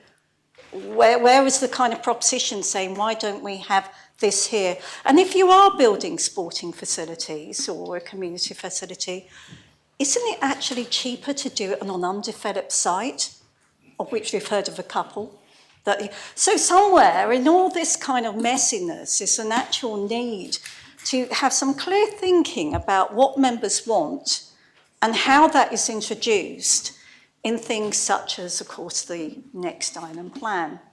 But it sort of has to be fed into strategy, saying we want this. The new strategy is we're going to find this and we're going to have this. But instead, my concern is that we have this debate about, well, we could have lots of different things there, and then we'll kind of like pause for 6 months whilst people come up with their ideas, and maybe we'll have 4 different propositions saying, oh, let's have this, like, we'll have another hospital scenario. And yet what's really been put forward, and in great detail now, because I think, and I totally understand why Deputy Curtis would have said, well, hang on a bit, quite can you go through the process whereby you've looked at the options, as you should quite rightly when decision making, and I'm sure that the chair of the PAC is quite aware of the council, the Control and Auditor's report on decision making, at least when it came to the hospital site. You've got to think through the options and what is most appropriate for that site. So, but what we have had and what we've seen and what has been continuing, and indeed the chair of the PAC is well aware that one of the areas of work of the PAC was to do with the lack of an overarching property strategy. And indeed the PAC has been in a position to look at this property strategy and say, hang on, this is missing, or that is missing. Well, yeah, let's hear it. But we haven't heard it in the form of this proposition. It just seems to me that there is work to be done, but in different areas, such as the overarching property strategy has got these holes in it. And at this point, you need propositions that are saying, well, let's plug this hole, let's plug this hole. But in terms of this particular site and it being developed, from what I've heard so far, I mean, let's take the nursing home example. And yeah, we need more. But of course, what sort of nursing home are we talking about? If we're talking about a private one, why haven't we had bids? But if we're talking about one that's owned by the state, why haven't we had the proposition? Where's the kind of strategy or the proposition saying, right, come on, your strategy for nursing homes, let's have it right now. Where's the what's going to be the population? What's going to be numbers? And all of this work, I think, I invite states members to do, but not through focusing on one single site and saying, oh yeah, we could do something else with it. This is just tiring. This is just not clear thinking. And I very much associate Deputy Alex Curtis with logical thinking, more so than many of us are capable of. But I don't believe that what is being presented right now really kind of presents a solution, a breathing place. It almost creates more problems than answers. Because what it's really doing, and then I think it's been useful having this debate, is it's actually saying, hey, why are we not thinking more in terms of ideas and these ambitions and putting them into practice? And indeed, I think that's a valid question. But in terms of like the kind of arguments I've heard so far, oh, we could have this site for a sport facility or community centre. My concern is that is not, that may not actually be the right solution to the problem that's being proposed, even if there is that problem. So at this moment, and I'm still listening to these arguments, I'm not convinced that I'll be persuaded from the Council of Ministers' position. But if Deputy Alex Curtis has got some answers to these questions I'm answering, then I'm still all ears. Thank you, sir. Thank you very much. Deputy Ferry. Thank you, sir. And I rise primarily to answer a question earlier from Deputy Jeune in relation to the makeup of the fund and the reasoning behind it. So anyone who has children will know that sometimes once they're beyond the age where they would be considered independent, they still might need financial assistance of some sort. And so parents are very often there to be that safety net for our young people, to give them the support that they might need if they're moving into their own property, they have a big event. That's part of parenting duties. Of course, care experienced young people don't have that safety net. So the primary objects of the fund would be to look at the particular issues that care experienced people may encounter. So it's primarily for small sums of money, between £500 to £2,000. The fund itself would be invested and the yield from that fund used first and foremost to satisfy the claims against that fund. But they would be looking at issues like the promotion of health for care experienced people. So they may, people who have been care experienced may need counselling for mental health issues. There may be a cost associated to that counselling, so the fund would be there for that benefit. Also for the advancement of education. So obviously lifelong learning is key to empowering care experienced adults to have a more successful future. So if there were a course that would help with their career development, then the Care Experience Fund would be there to support that cost. Community integration. Very often care experienced adults may experience loneliness and isolation. And in that context, they may want to have access to helplines or social activities to reduce that isolation and improve well-being. And again, if there's a cost associated to that, the fund would be there to support care experienced people with that endeavour. And of course, finally, emergency financial assistance. I just spoke earlier about how very often parents are there to help out when someone's car has broken down, or they just need that extra couple of £100 to tide them over until the next payday. And again, care experienced young people don't have that safety net. So those are the four main objects of the fund. It would be independently managed. And of course, we don't have large amounts of people in care in Jersey. So it is a relatively small cohort of people. And in that context, the fund should last, at least 10 years. I think 10 years is a conservative estimate. If we can invest it wisely and seek to look at the claims just from the yield from the fund, it could last a lot longer than that. Thank you, sir. Deputy Renouf. Thank you, sir. And it's good to hear more details about the proposed fund, but it's not really related to this proposition. This fund can be set up at any point, and if a sale at Aviemore happens at some future point, the government could then be reimbursed for the money that it had used to set up that fund. I want to thank Deputy Alex Curtis, for bringing this proposition and for explaining it in such a detailed way. He has, I think, done us all a favour in showing how a really thorough examination of a apparently simple procedural matter can unravel under more serious examination.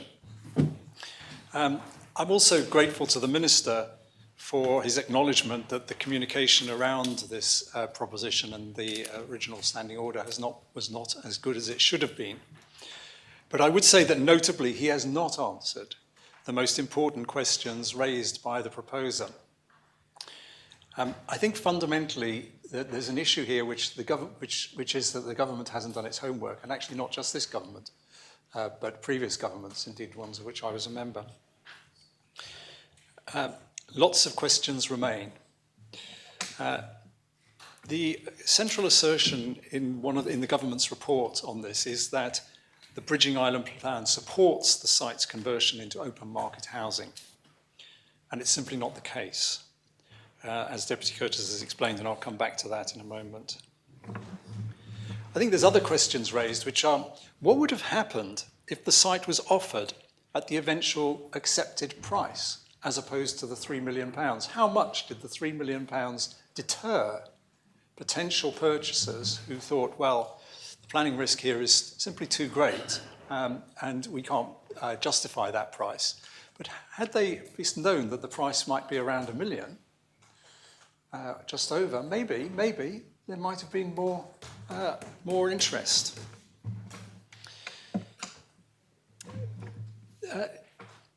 The question around the role of the JDC in all of this. Deputy Curtis has brought to the fore this question of what is the JDC actually legally set up to do. And it is set up legally to strategic developments. That is not the case for Aviemore. I've not heard a single person say, in the government side, say that this is a strategic development.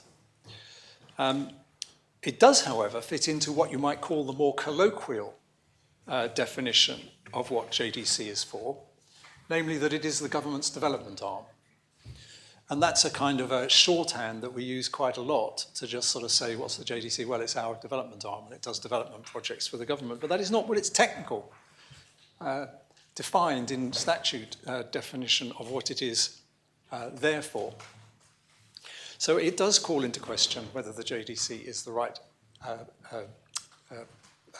organisation for this, or whether they need to specify more clearly what their objectives are around the site so that it does fit into their remit. So I would say that the Minister has focused, and the government in general has focused very much on value for the taxpayer, and the fact that we are getting a return that is greater than any return that was offered by the private sector. I've made one point already about why that might have been different had it been marketed differently, but let's take that at face value for a moment. The problem is, and I think the thing which the Deputy Curtis has pointed out, which the government hasn't quite taken on board, is that we are on both sides of this equation. And therefore, whilst it may be good that we get good value in terms of the sale price, that is not so good if the JDC end up wasting money, which is ultimately our money, on a failed development process that simply cannot get past planning because of the multiple planning risks. And it also does not take into account the opportunity cost that people have talked about in terms of what else might the site be used for. So it doesn't matter in the end. The other points that's been made is that it's very much in line with government policy going back to 2021, it's been in government plans and so on and so forth.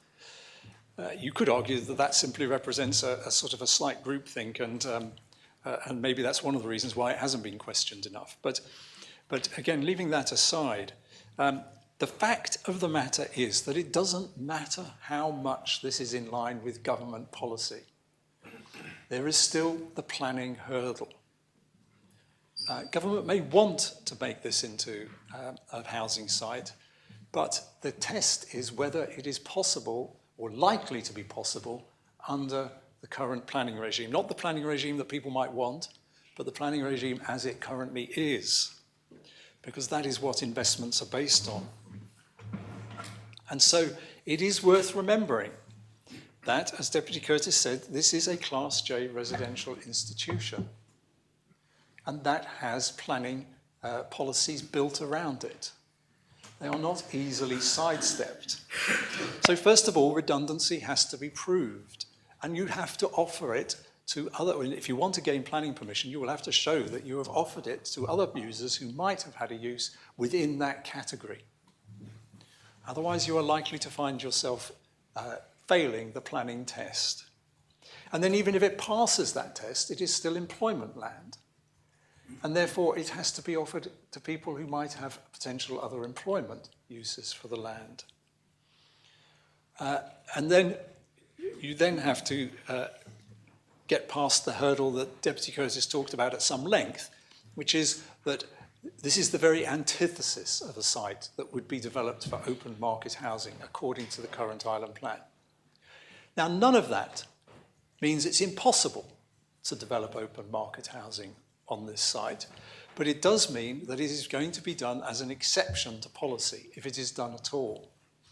And exceptions to policy are unlikely to be at the upper end of the applicant's hopes, 10 units in this case. They are much more likely to be at the bottom end of what the applicant is hoping for, if it is an exception. So this is the very definition of planning risk. And we are selling this to the JDC, which means we are selling it, we own that planning risk. Had we sold it to a private developer, they would have taken on that planning risk, and perhaps it's not surprising that nobody offered $3 million for it, given the extensive planning risk that sits around the site. Now we are taking on board that planning risk, and I don't think that has been sufficiently addressed by the Minister or by the government in their comments, and it is unfortunate, to say the least, that the Minister was unable to locate the email correspondence that apparently showed that there was advice from the government, from the planning department, that was relevant to this side. One would have thought, I recall from the planning briefing, that the Minister gave, where Deputy Joseph in front of me repeatedly pressed the Minister for information around the planning guidance, repeatedly pressed. And yet that has not yet been forthcoming, despite the fact that briefing was some considerable time ago. So I say, it is very, let's say, unfortunate that that supposed planning advice that does give some succour to the idea that this could be redeveloped has not been put into the public domain. So the other argument sits around other possible uses and the opportunity cost that goes with deciding that the development we would like the JDC to undertake is a housing development. And I would say that the opportunity here is to have another look. Just have another look. Because I think there has been an element of a train that is at full tilt, and nobody has thought, hang on a minute, let's just slow down a bit here and just have a think. It's been accepted for a long time and it hasn't been properly questioned. And I think this is an opportunity to do that. Therapeutic Children's Home has been raised as a possibility. I know from talking to people in the marine resources area that the idea of a marine centre connected to JICAS in a location that's close to the coastal location, Ramsar and so on, and might fit with the idea of an activity centre as a neighbour. That's another possibility. It may not come to anything, but we're asking for a delay to think about these things and market the site in a slightly different way to the way it's been marketed so far. Market it as an opportunity, a wider opportunity than just, here's a site we think you might be able to turn into open market housing. What's your best offer? There is an opportunity here to go a bit more ambitious than that, as the Constable of St. Martin said. So I think the fundamental points I would make are that we should delay because there is a potential opportunity cost that we could explore and we could better understand the planning risk during that time, and we could actually get to hear what the proper planning advice is. I see very little downside to taking that pause. Thank you, sir. Thank you very much, Deputy Luce. Thank you, sir. Sir, and I'm sure you'd walk down the street and ask, let's say, 3 or 4 islanders what they would do with the site, and you'd get 3 or 4 different answers. It seems to me in the States Assembly this afternoon, asking 49 states members and coming up with 149 different answers as to the best thing to do with the site. It just occurs to me, sir, that if all these other alternative uses had legs, so to speak, that they would have come forward. And what's the reason they haven't? Money is the answer, and value and return. And it's quite clear that housing would give the best return here, and that's the why price is as it is, and we move forward in that direction. But the last speaker, to Deputy Renov, sir, said this is about value to the taxpayer. Well, it's not about value to the taxpayer. This is about creating money for care leavers. Let's remember that. This is not about the taxpayer. This is about care leavers. So that's why, in my view, it's important to try to maximise, in this sense, the income that we can get from the site. The Deputy's right. There is a presumption that inside the built-up area you will get your application supported if it meets policy, and outside that area there's a presumption against. But I just want to quote a few little bits of the island plan, and I think it's clear from the proposer's speech that you can pick the policies you like and leave others alone, and I might well be putting forward some here which would argue the other side. But it's clear that this site is in institutional use, it's Class J, and it's presumed that this site has been declared surplus to health requirements, and thus the States has resolved through the government plan it can be used. And it's not just this government that's resolved that, it's previous governments as well. So that presumption has been made. It is surplus to requirements, and therefore it can be an exception. And then we get to healthcare facilities, and I've mentioned that. Alternative uses will not be permitted except when it can be demonstrated that the site is surplus to public and private healthcare requirements. And again, the government plan has set that out. Housing outside the built-up area, policy H9 has also been quoted. And all I would say, sir, yes, the Deputy's right, there is it's an exception if you like, but in both cases, in paragraph 4 and paragraph 6, there are exceptions where environmental benefit is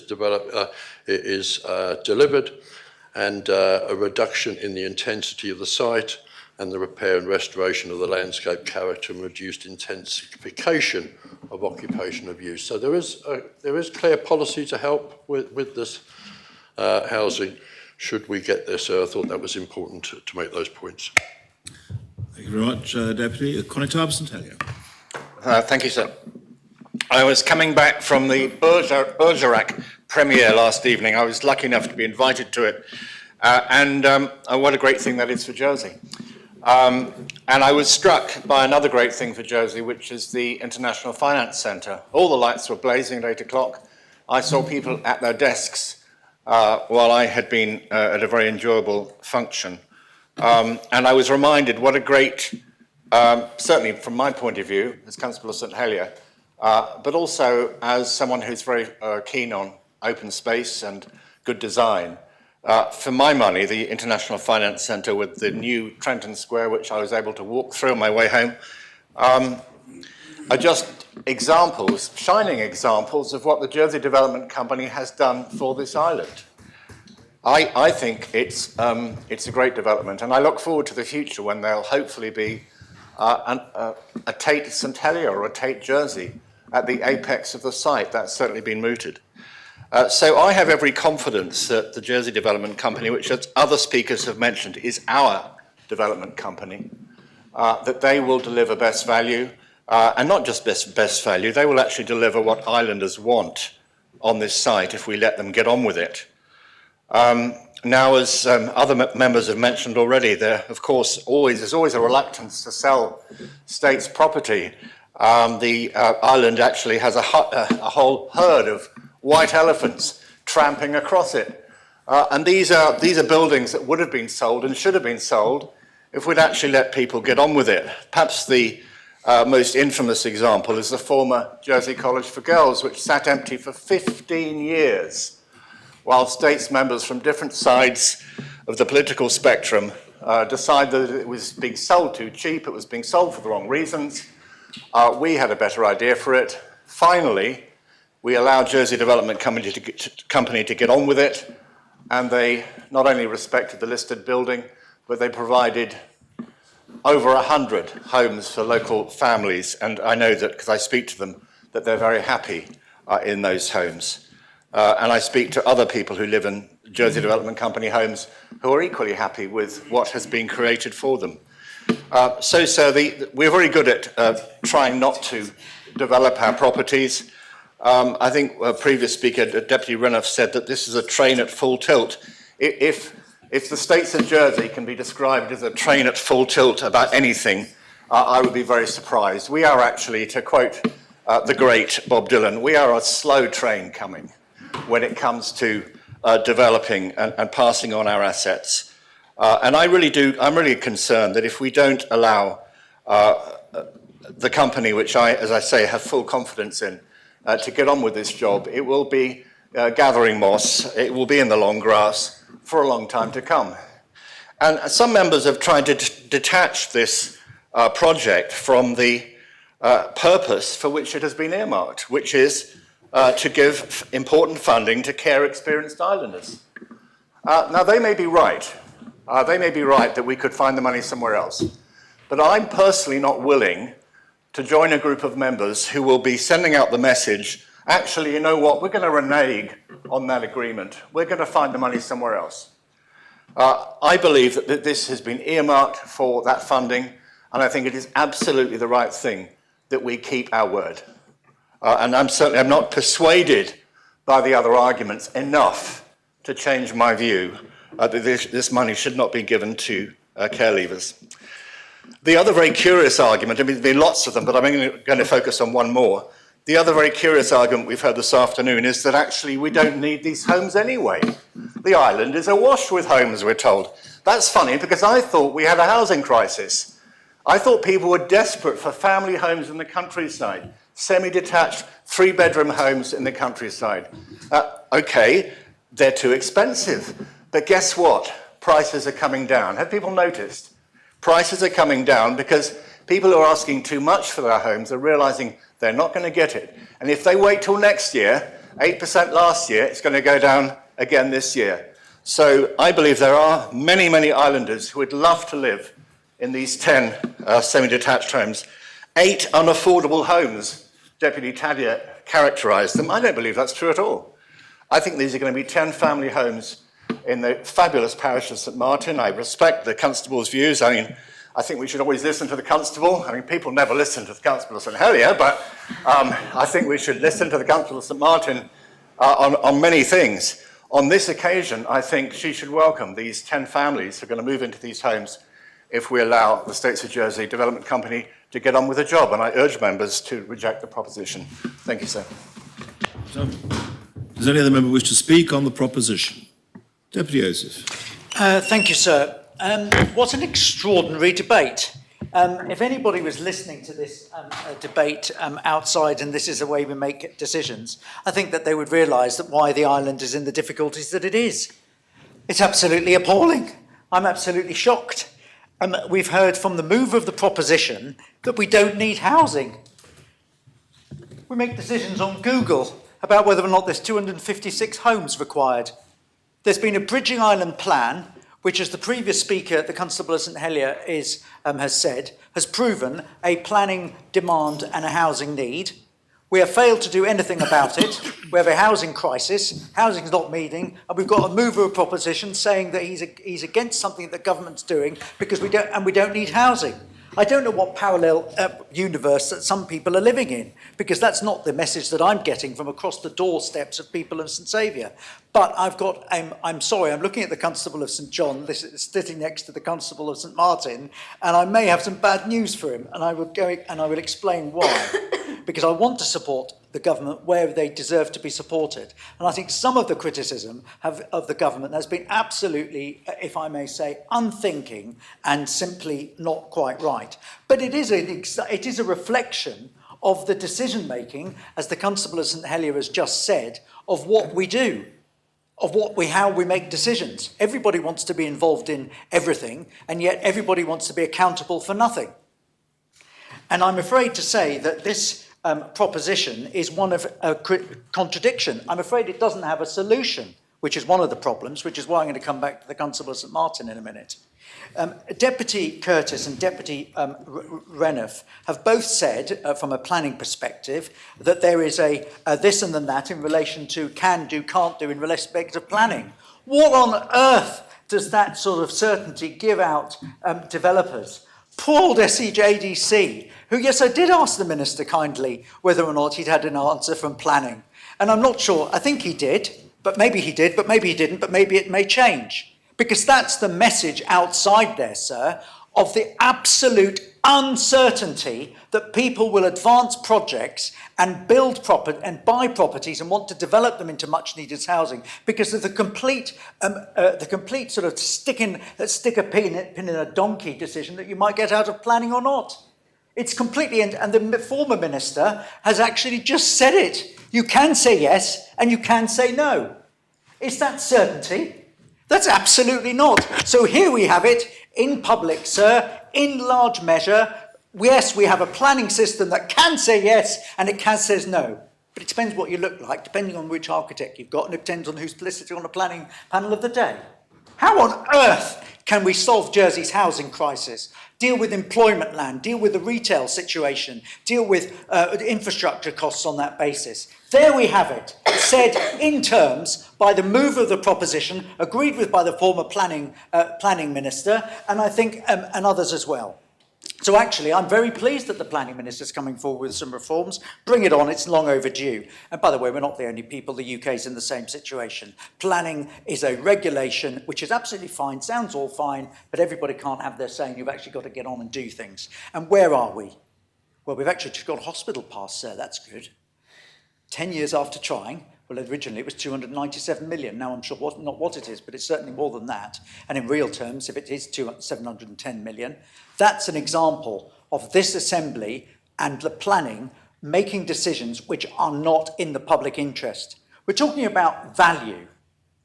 I have to say to those members who get very excited, and I understand why, that SOJDC seems to be the new whipping person. Give it to SOJDC and give it a good whipping. Yep, pass them over South Hill, get them to spend millions of pounds on planning applications, and then turn it down. And then give them a good thrashing in public, and again, and more waste of money going down the drain, more houses not being built. Oh, because a member of the planning panel thinks they're not built, the apartments are not big enough, or there's not enough light or something. Apparently we have policies to deal with that, sir. But apparently we don't, because people can make it up as they go along. There is no certainty. And actually, to put SOJDC again in the position of a complete uncertainty, because the poor minister, and I do feel sorry for the minister, I really do, because he hasn't got absolute certainty of what the decision of the planning panel, let alone the office, is going to be, because the policy's not clear. I hope that I am making a powerful point, sir, that our system, and I'm pleased that the planning system is being sorted out, but the Bridging Island plan and all the gobbledygook and the glue that goes through Policy X4, C9, paragraph 7.2, well explained by Deputy Curtis, sir, but it doesn't make things happen. He hasn't got a solution. All he's got is a 6-month delay. Well, I know what a 6-month delay is going to turn out to be. It's going to be years of delay, which is on top of it. There is a big issue between planning risk and planning reality. The claims that the site are inherently risky because of planning rules make housing under current regulations. I mean, it's just all about the Bridging Island plan. The truth is, you could say yes, and SOJDC have in good faith assume they're going to get a reasonable hearing. And the risk factor about the money, well, I mean, we've got the housing minister this morning saying, lovely, housing prices are coming down. Now we've got states members very excitable, and I know it's about care leavers. It doesn't really matter, the money is important to them, and it should be maximised. Whether or not it's the care leavers, but especially the care leavers. Of course, they must have their maximised value for all the trauma that they went to. But really, the planning system is completely discretionary. And SOJD's overage payment simply means it's not a private developer. An overage, I suggest that members download ChatGPT and they can get a quick explanation of what an overage payment is. An overage payment is simply a value that is paid later on the value depending on actually what you get built. So it's the risk factor. If SOJDC get the 10 homes, which they've, in good faith, the minister's accepted the only other offer that was available, the only other offer that was made, they would actually make an additional payment. So it's a complete falsehood to say that this is being undersold to SOJDC. I completely and absolutely reject that argument, and I'm in favour of what the Treasury Minister says. And the actual ignoring of this whole issue, I mean, this has been a masterclass in inertia, a masterclass in absolutely everybody coming up, every lovely idea universities, I've heard marine spatial parks, I've heard universities, I've heard care homes, I've done a flipping lot, the kitchen sink, sir, I've heard in terms of what this site could be used for. Sir, I need to stop waffling. And we need, I'm sorry about that, sir, but I'm making a speech in our island's parliament about policy. And maybe I'm not waffling, maybe I'm actually saying some home truths to some members, sir. So before somebody jumps on the back of a member that's saying he's speaking and using his legitimate right to speak, sir, members won't start chortling, because maybe I've got something sensible to say. That's for the electorate to decide and other members when they vote. The problem is there a refusal to act. There are contradictions in what the movers of the opposition of this proposition have said that simply beg a belief in terms of the crisis that people are living in. And we cannot allow, sir, with respect, this kind of thinking to continue and this kind of decision-making to continue. It's just not fair. It's not fair for the care survivors. It's not right for the use of a valued public asset, of which the Constable of St Helier was absolutely right. JCG goes as one of the prime examples of the state's indecision. All of the other state's property, and there's an awful lot more that the Infrastructure Minister wants to do. So I came here today wanting to support the Minister, and I still want to support the Minister. This site has got to have a proper and sensitive use, and there's got to be an appreciation, and the Constable of St Martin probably made the best and most sensible speech. And the Constable of St Martin speaks from a position of some degree of not only sartorial elegance, but also a track record of a parish getting on and doing something. The St Martin's village is a model, sir. It's fantastic. Have I got 10 minutes or 15? You have 15 minutes. Yes, I'll be very quick. But the Constable of St Martin's has got a model parish village. She's rezoned sites and her predecessors in a municipality, and I've been up to go and see her village hall and all the rest of that. Now, if we've got an institution serving the public that we can trust, and in St Martin, in which this is there, then we've got the parish of St Martin with a proven track record of getting on and delivering that wonderful blend of community facilities, housing, and doing the right thing by public money.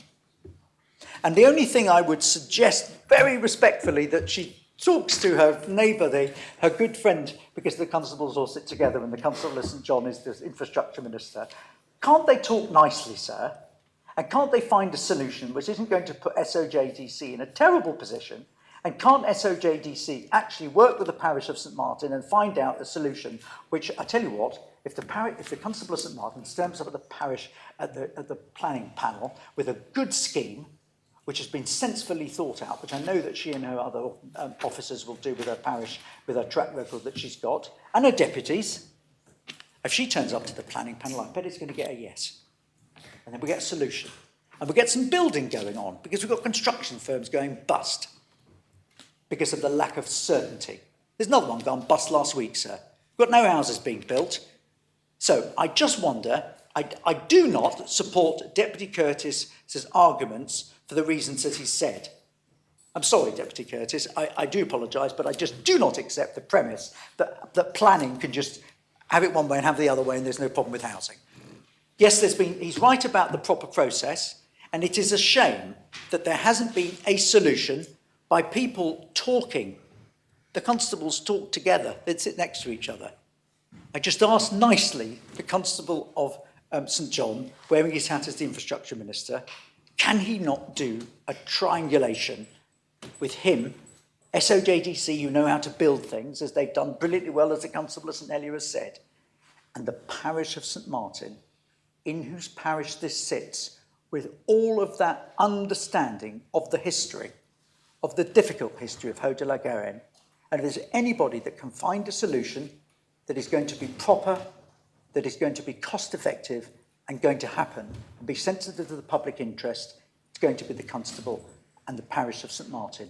And I just ask, sir, before I have to vote against the government, which I don't want to do, but I don't want to vote in favour of Deputy Curtis because it's largely exactly the reasons why I stand up so often and say there's problems in this island. I wonder, and I'm not the only person, we're seeing regulation and planning strangling economies everywhere. That's not right. There's not economic growth. And we're seeing it aloud and here now. I just ask, I wonder whether or not there can't be a triangulation. I know he can't speak again, but can somebody for the government come in and say, maybe they'll work together with the parish and SOJDC and infrastructure, and we can get a fast solution to a problem that needs some sensitive, proper handling with good common sense and good value for money. We might get a win-win-win, sir. Thank you. Deputy Messick. Thank you, sir. I'm really pleased to follow that speech from Deputy Osif. I think I enthusiastically agreed with the first 1 minute and 23 seconds of it. I was looking at the timer there, sir, and the rest of it I was about 70-30 on, in support though. And so I think Deputy Osif made some good points that I hope to develop on in this. But he started by calling this debate extraordinary, and in a sense it is, but in another sense it isn't. As I was listening to members finding their variety of different reasons for wanting to support the proposition from Deputy Curtis, I couldn't help but feel like I was gaining a greater understanding of the psyche in our politics that has led to a situation where we spent a decade not delivering a hospital and spending £100 million in the meantime to get to that position.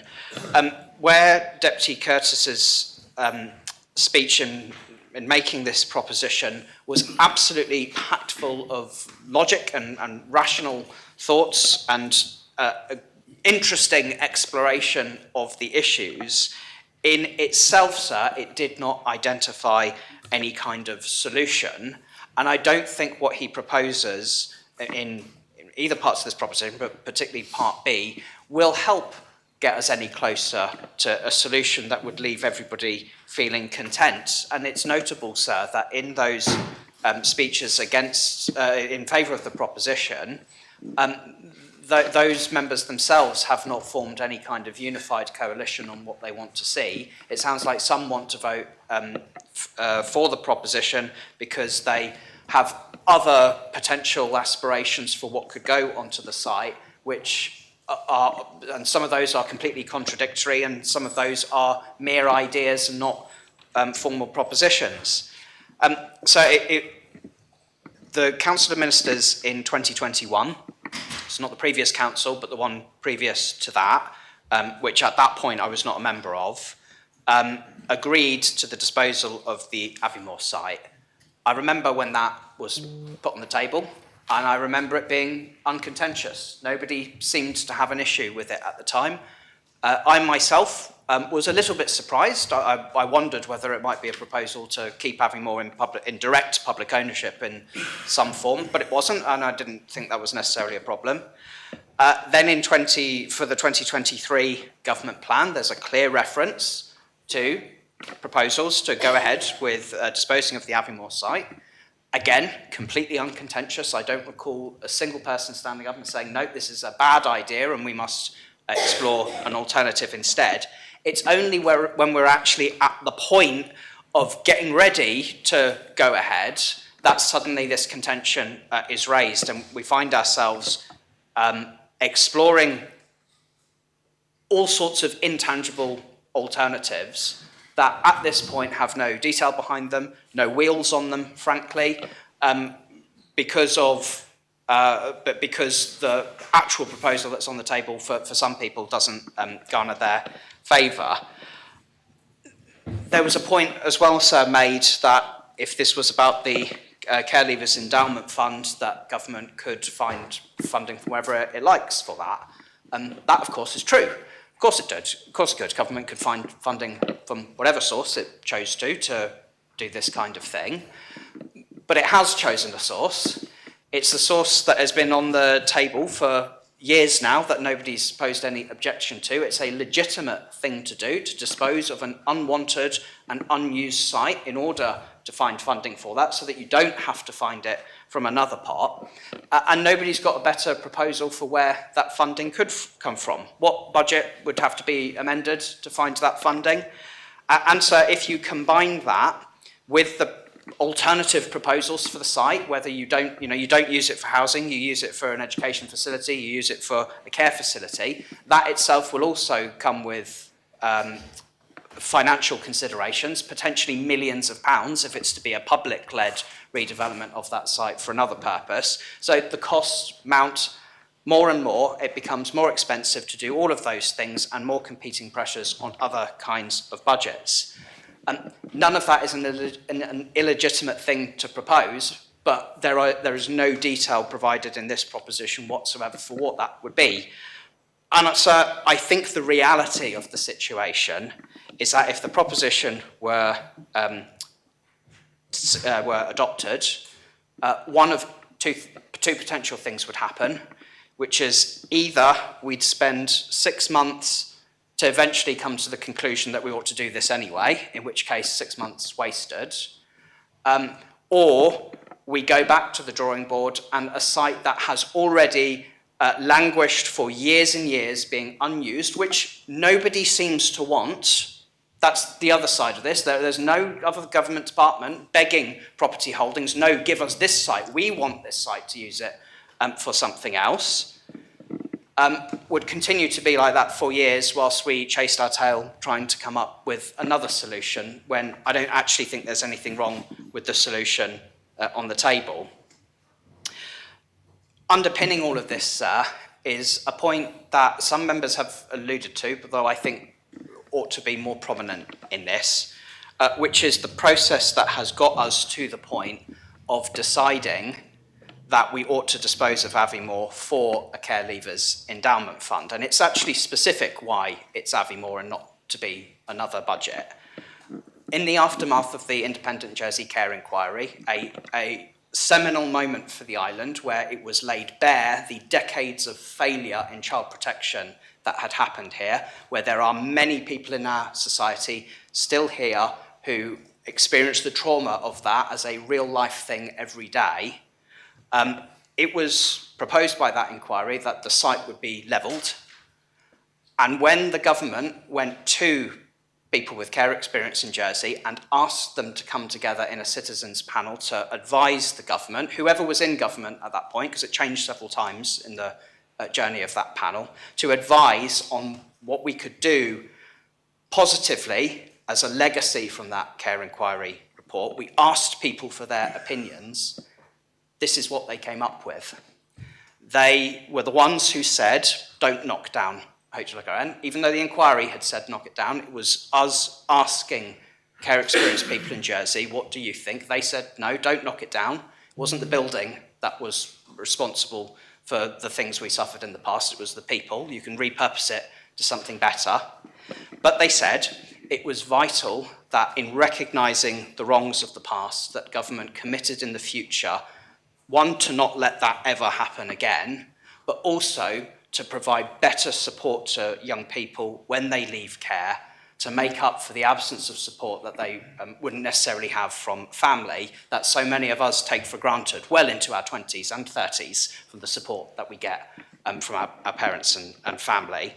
And they looked at the Aviemore site, and I remember when I was Children's Minister, there were a couple of iterations of what that might be. There was, I think, considerations of homes specifically for people with care experience, and that moulded and changed, and eventually, with their support, the proposal would be that the site would be disposed of because we could use the revenue generated from it for a care leavers endowment fund. So it's not purely an idea that the government's plucked up out of thin air because it's a convenient way to get the funding. It's one where there's actually been a very deep and, for those people, emotional journey to get to that point.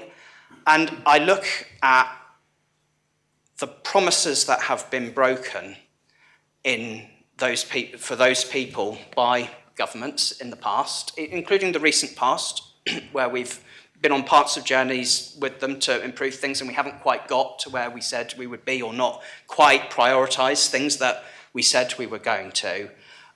I think it's a kick in the teeth again to say, despite having asked people to be part of this process and commit to them and promise to them that we will provide support for people when they leave care in the future, to say right when we're at the moment of potentially being ready to go with it, no, actually we're just going to take a long more time to run round in circles on it all over again.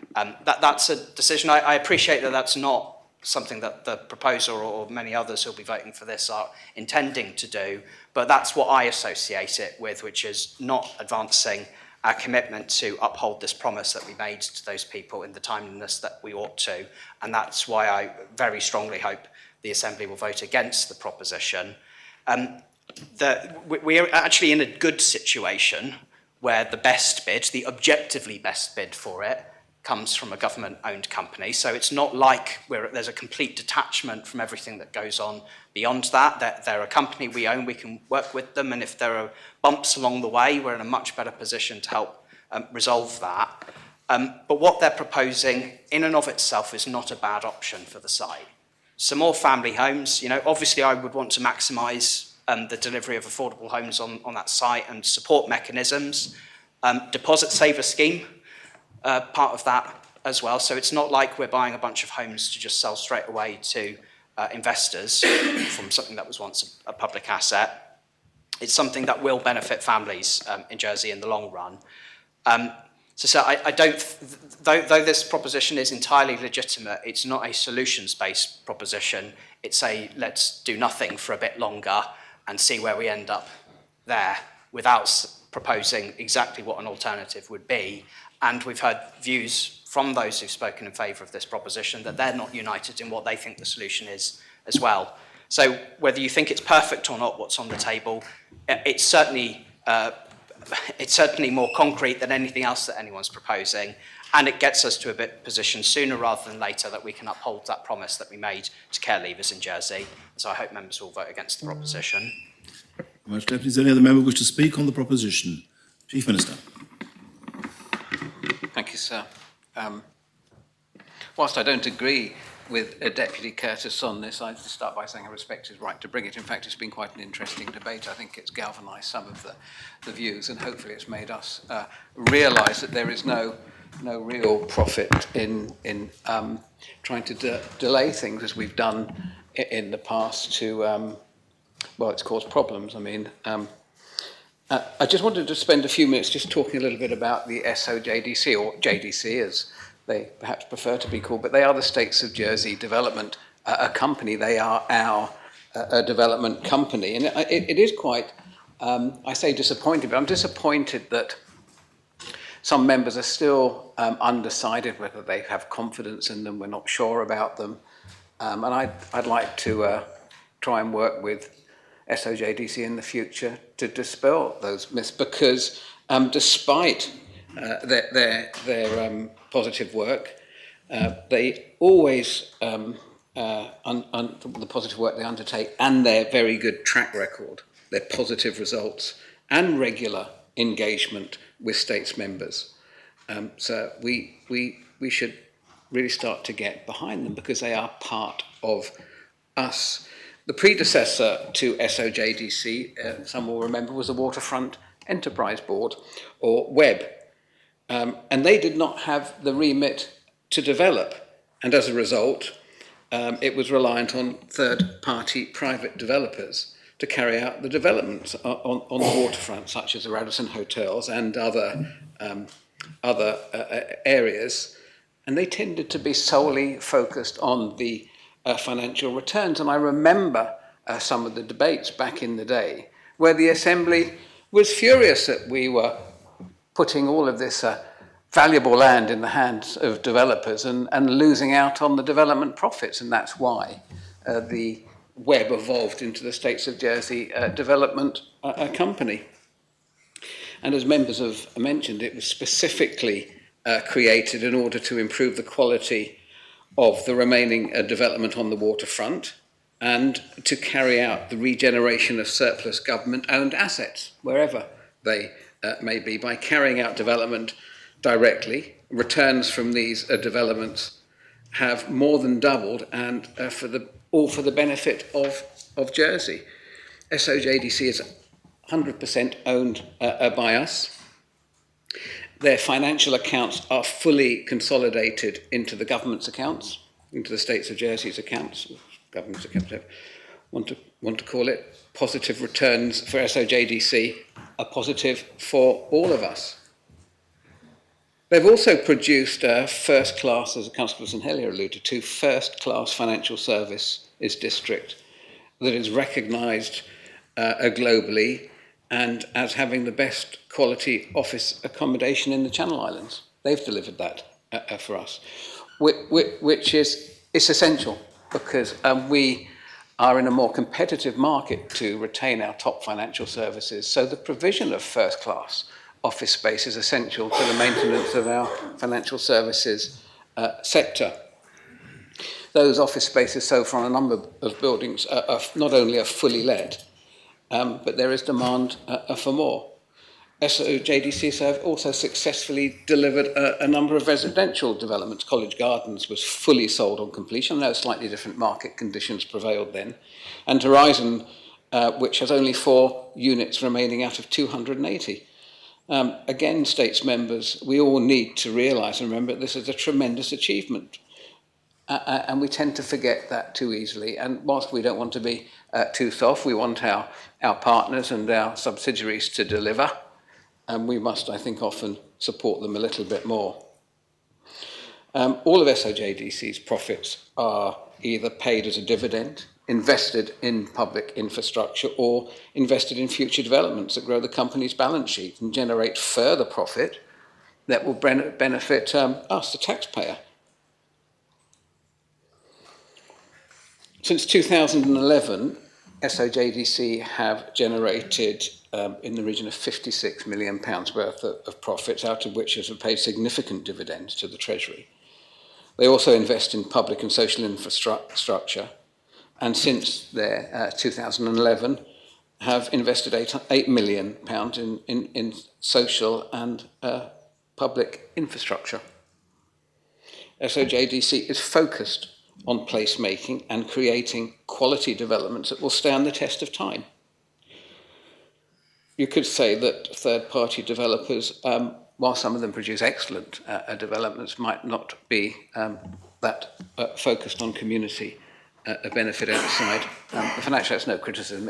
I think it's just a fact.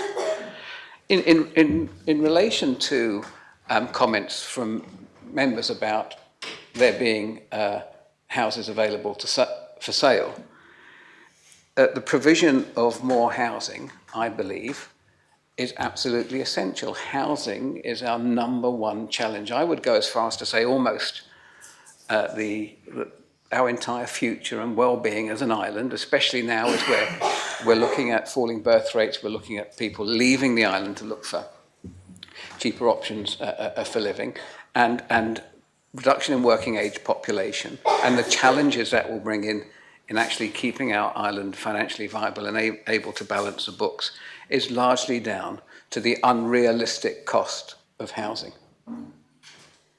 And if we're going to halt that decline, we have to give islanders hope, especially young islanders. We have to give them hope, realistic hope, that they have a possibility to acquire good quality accommodation at an affordable price.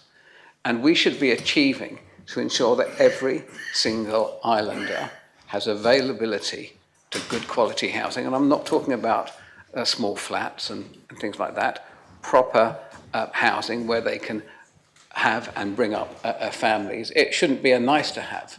It should be expected by every islander in the future that they have access and can afford good quality housing, preferably to buy. And I know the Housing Minister and his team have taken the first, albeit small steps, the first important steps on that journey. And of course, right now, of course, the market is suffering because of circumstances beyond our control. But it's important we keep the supply of housing ahead of demand, especially when interest rates start to fall again, and demand will go back up. We can't throw that opportunity away now by saying, well, look, we've got a bit of a lull, we'll just stop building.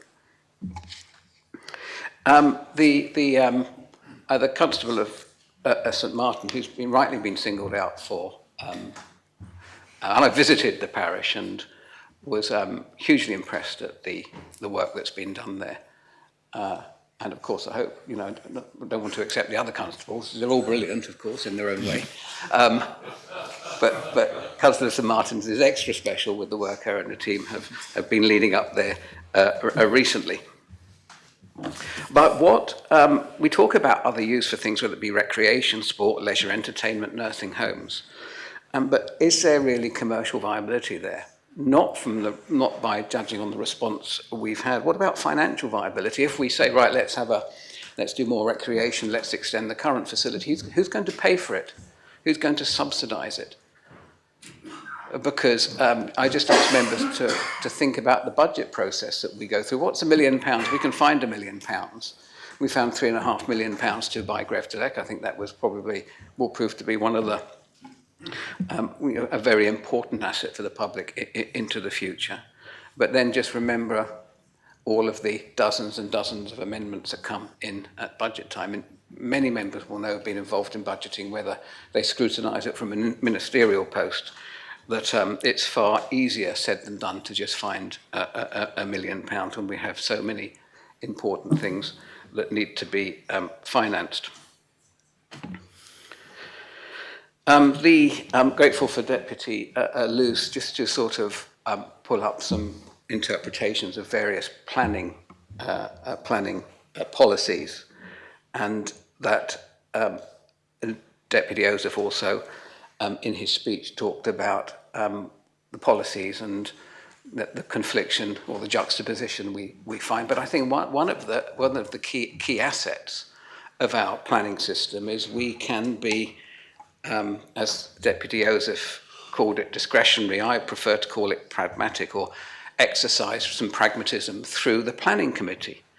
And I think that's one of the strengths of our committee and of our system. So, and when I say pragmatism, I think of that as being an approach that evaluates theories or beliefs in the terms of the success of their practical application, and that should be considered a strength. So despite the we might call our rather cumbersome planning legislation, our rigid island plans, and I know that Deputy Luce is looking at ways we can provide some more flexibility about that, because once the island plan is locked in, it's locked in for 10 years. It doesn't matter what happens in the meantime. And since we agreed the interim island plan, there's been a huge amount of change to our population forecasts, our economic fortunes, but we are stuck with that island plan, and hopefully that will be eased off in the future to give us more flexibility about policy and decision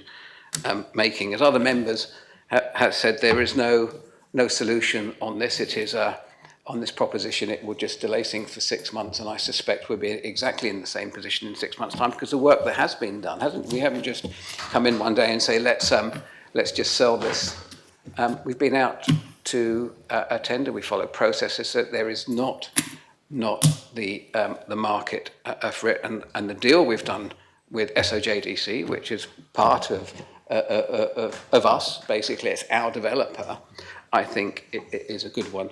And I am confident that we will get planning permission for 10 really good quality houses up there.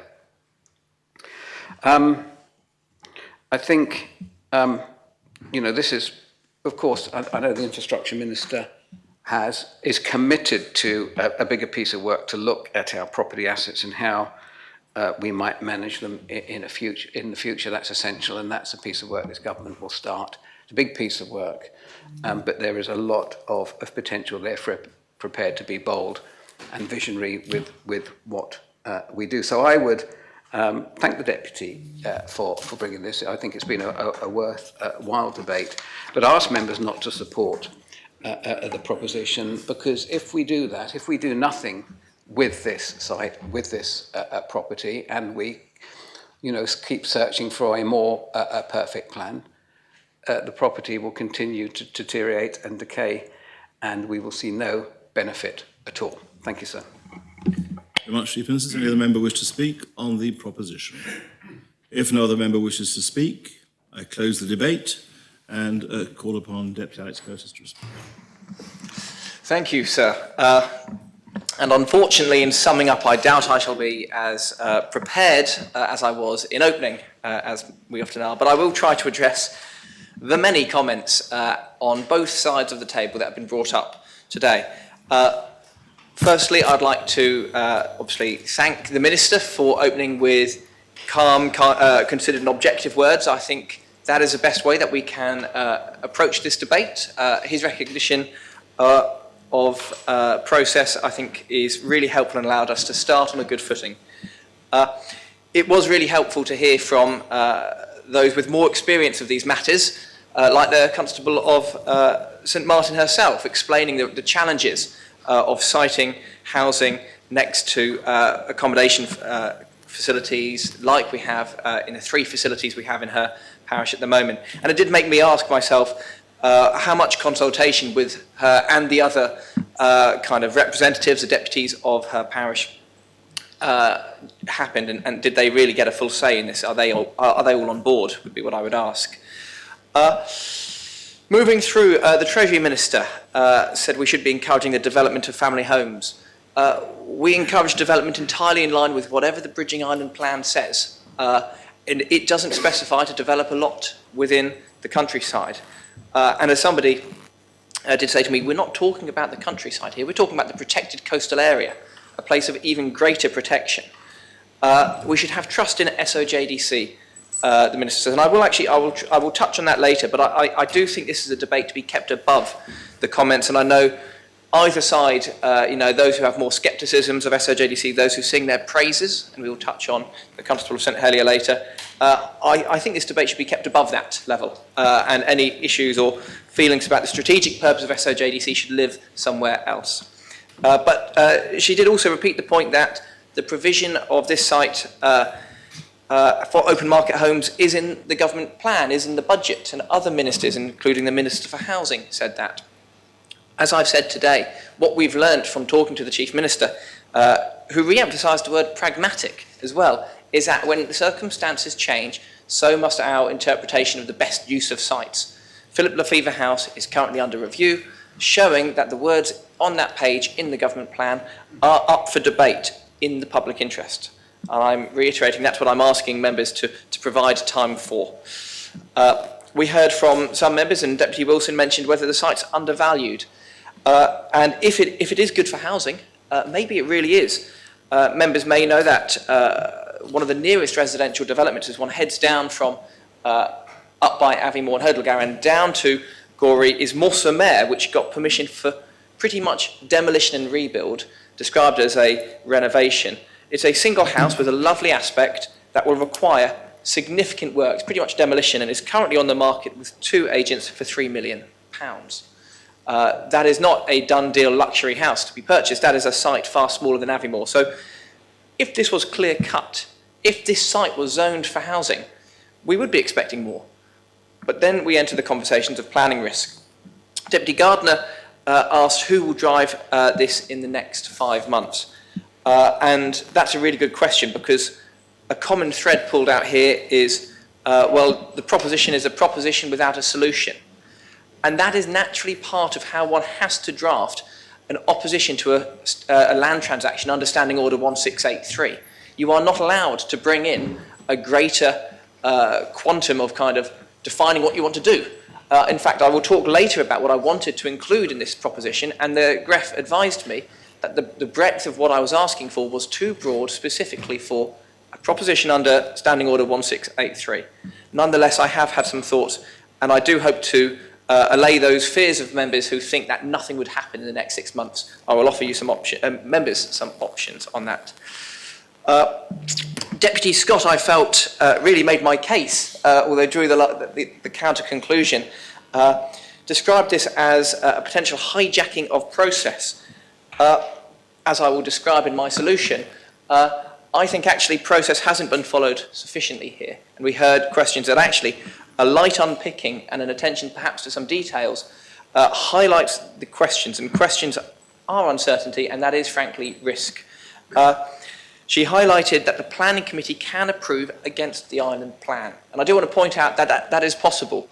Under Article 19.3 of the planning law, the committee, not the officers, can approve something contrary to the island plan. But what example would that be setting if we said, no, you know what, sites and government ownership, where we have a desire or a fancy for that, we're going to overrule the policies that others play by. That doesn't seem to be the level playing field I think members would want from a transparent planning system. And again, there was a comment about that there's no solution here. And again, I'm bound by what I can offer here, but I will talk about where we go if members are content to pause, let's say.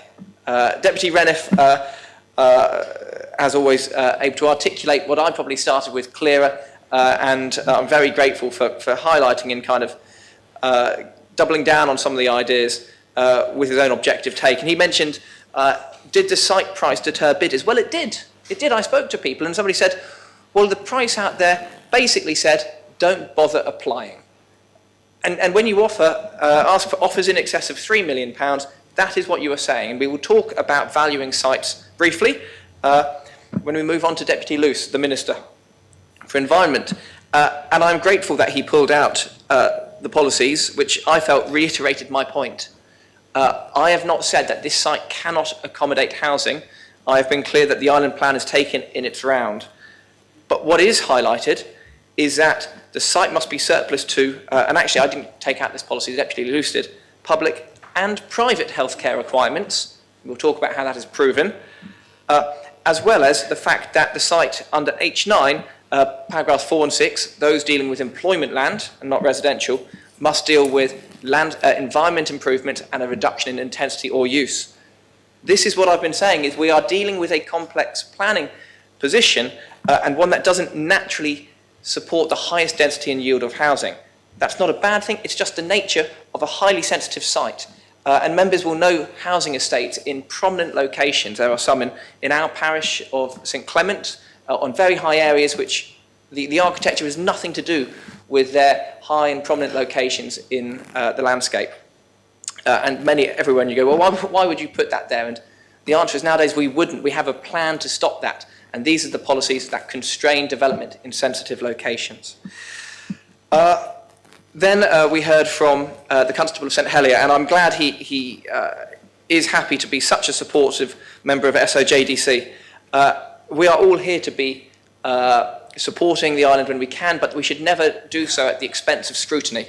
SOJDC for many has delivered good schemes. It has delivered public realm that some appreciate. It has also had more challenging developments. It inherited, after the purchase of Horizon, plans approved by the former developer.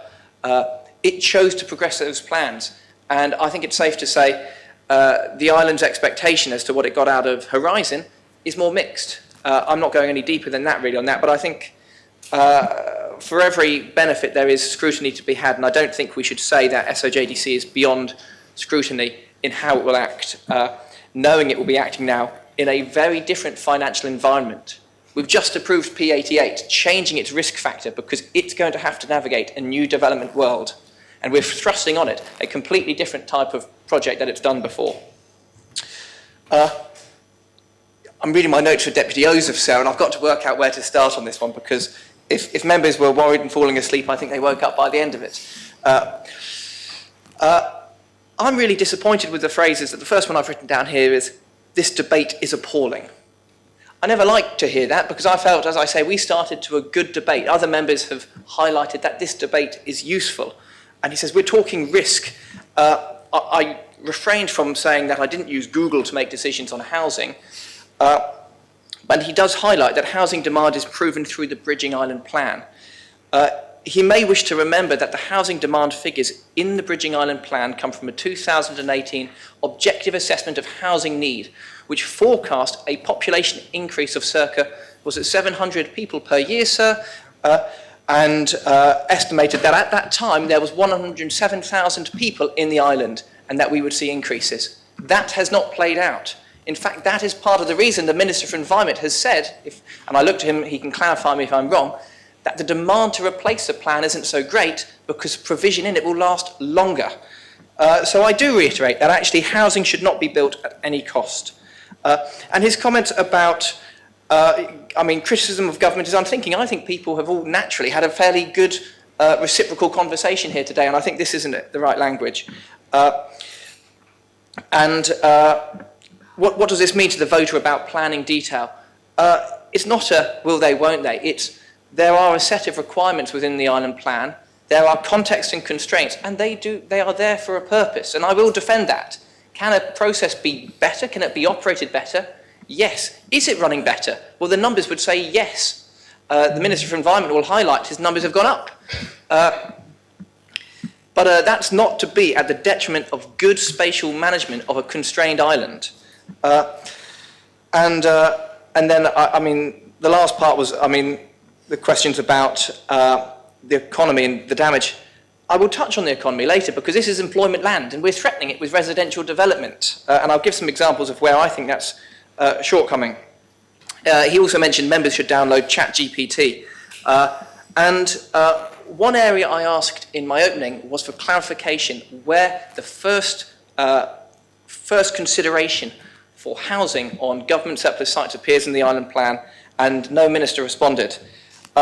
I'd done my own analysis. I read the island plan a bit too much, but I fed it to ChatGPT last night, actually, so he's clearly on my wavelength. And it read all pages and all 96 policies and concludes, the BIP does not establish an absolute presumption that surplus government land is first considered for housing.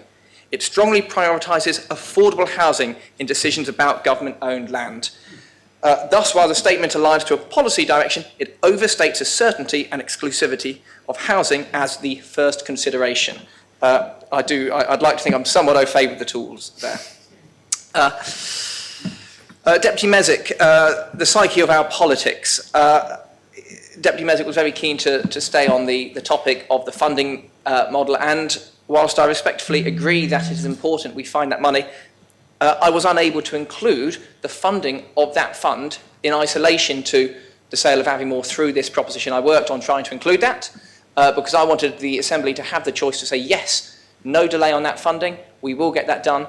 I was informed that's outside of a Standing Order 168 proposition. So I tried that, and members could turn around and lodge something within 3 weeks. We could be approving money for this. I do not buy that, though I do note and respect, obviously, the journey people have been on to have made those decisions. We have heard, though, if the site's not going to realise the money for that fund they hope, we should fund it in other sources, would be my view. And then the Chief Minister disagree, but an interesting debate. I do appreciate that's a line again. There's no profit in delay. Well, there may be island profit, and we've talked about value and the opportunity for the site. And we are, why leave it to the public sector? We heard a bit of a history of the Waterfront Enterprise Board. Well, actually, that was at a time when the development was easy and the money was flowing. Now the development industry isn't easy and the money isn't necessarily flowing. So there is always risk, and it was mentioned that SOJDC accounts are fully consolidated into the government accounts. Well, yes, that is what I'm describing by risk. It is still us taking it on, whether they are the highest bidder or the lowest bidder. Frankly, we hold risk on developing open market housing on that site. I mean, it wouldn't be a proposition if you didn't reference your own manifesto, and I don't think I have, and as my first proposition outright, I will mention it. And one thing I highlighted that I think I've stayed true on is on the economy. I said it's hard to run many types of business if you don't have a place to run it from. Employment land is limited in Jersey, and much of it is under threat of residential development. It is often claimed that this is poor quality commercial land. However, local businesses need access to a variety of quality and size of sites so they can start and grow their businesses. We must ensure that all employment land is tested for its potential use by businesses before approving any employment change to residential. I stand by that, and that is one of the key tenets I think this Assembly has to protecting a vibrant economy. If we don't use our policies, we will see sites lost. And when I think of the sites lost, I think of my childhood at least. I was too young to enjoy a strawberry farm, but I did enjoy the living legend. That site was developed for a small amount of luxury open market housing. The choice of luxury open market housing in a small quantum was, of course, because it had to demonstrate environmental benefits and lower trip generation. But I ask members, 8 years on from that 2016 planning application and approval. Has it been a better scheme for the island? In hindsight, should we have tested those employment land policies harder? Should we have really said, was it marketed at the right price? I should remember here that Deputy Liu said, well, of course it's priced at residential, that's higher. Well, again, back to how we should test things. It's not what we want to price it at, it's what the island plan tells us to price it at. And it is in Appendix A, site marketing, of this protection of employment land document that says, it is important that the price of the property reflects the current market value of such a property based on its condition and use status. The price should not include any potential residential or other non-employment use value. If it's not valued, I'm trying to explain here why we are seeing a discrepancy between what people offered and why other sites with approved plans might be worth more. And actually that we need to stop and think, what is this site worth to what type of use? Touching back on the Seaside Cafe, because it is one I just want to touch on. We ended up buying that because I think members felt that the decision made here may well have been the wrong one to change so much of it out of employment use. The site was employment land, a decision on environmental grounds allowed a large amount of it to be residential, and I know some planning members quite rightly stick by their decisions to how they would have voted on the day for that one. This Assembly didn't. It felt that actually employment land there is a better use because that is something that community accesses. I voted against that because I felt the time to decide was before you developed the site, not after, and I'm asking for that again today. So I don't want to hold up any more time. It is 5:15, sir. But members have asked for a solution. I couldn't provide a solution. I don't want to propose a future use for the site. That's not my job. I am here asking that we apply policy and we de-risk the actions of government. How can we do that if we vote for this today?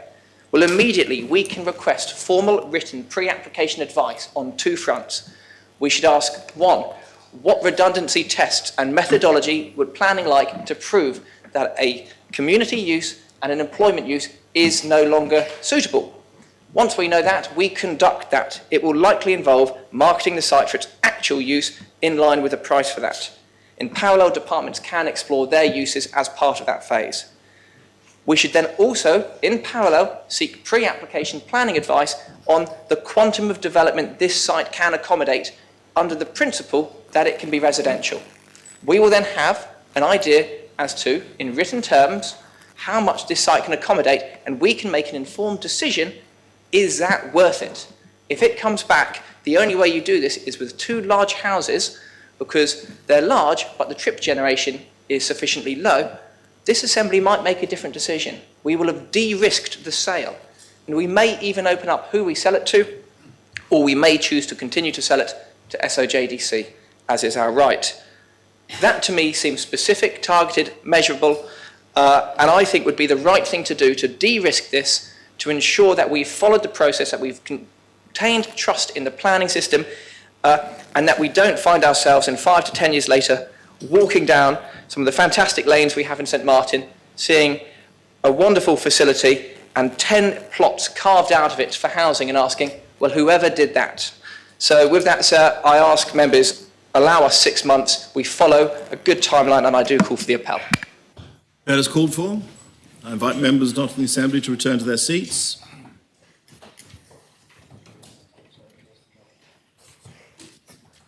Members have returned to their seats. Vote is on P9, and I ask the greffier to open the voting. And members to vote.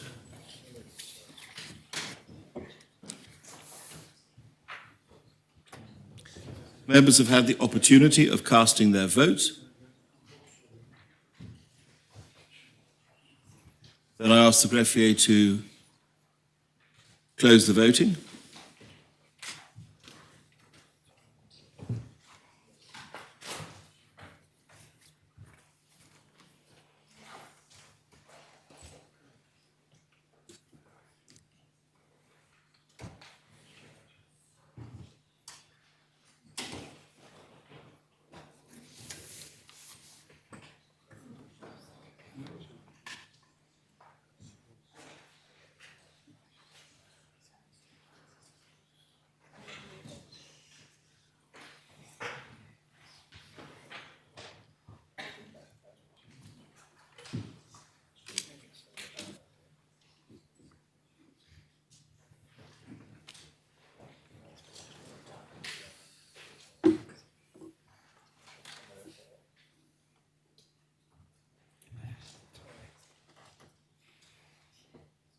The proposition has been defeated, 13 votes pour, 29 votes contre, 3 abstentions. Can we have them all, sir? Those members voting pour, the Connétable of St Martin, St Clement, Grouville and St Mary, and Deputies Tadier, Gardner, Moore, War, Miles, Renouf, Alex Curtis, Wilson and Jeune. Those members voting contre, the Connétable St Helier, St Peter, St John, St Juan and St Saviour, and Deputies Southern, Labby, Luce, Doublé, Morel, Lahigara, Ayer, Rob Ward, Alves, Farnham, Mesick, Osoph, Coles, Porray, Scott, Catherine Curtis, Feltham, Rose Binet, Miller, Ferry, Barbara Ward, Andrews, Stevenson and Tom Binet, and those members who abstained, the Connétable St Lawrence and St Brelard, and Deputy Kovac. Very well. That concludes public business for this meeting, and I invite the Chair of PPC to propose the arrangements for public business for the future meetings. Thank you, sir. The arrangement of public business. At the moment, we have a very busy order paper scheduled for our sitting on the 18th of March. There are 10 items of business listed, some of them quite weighty.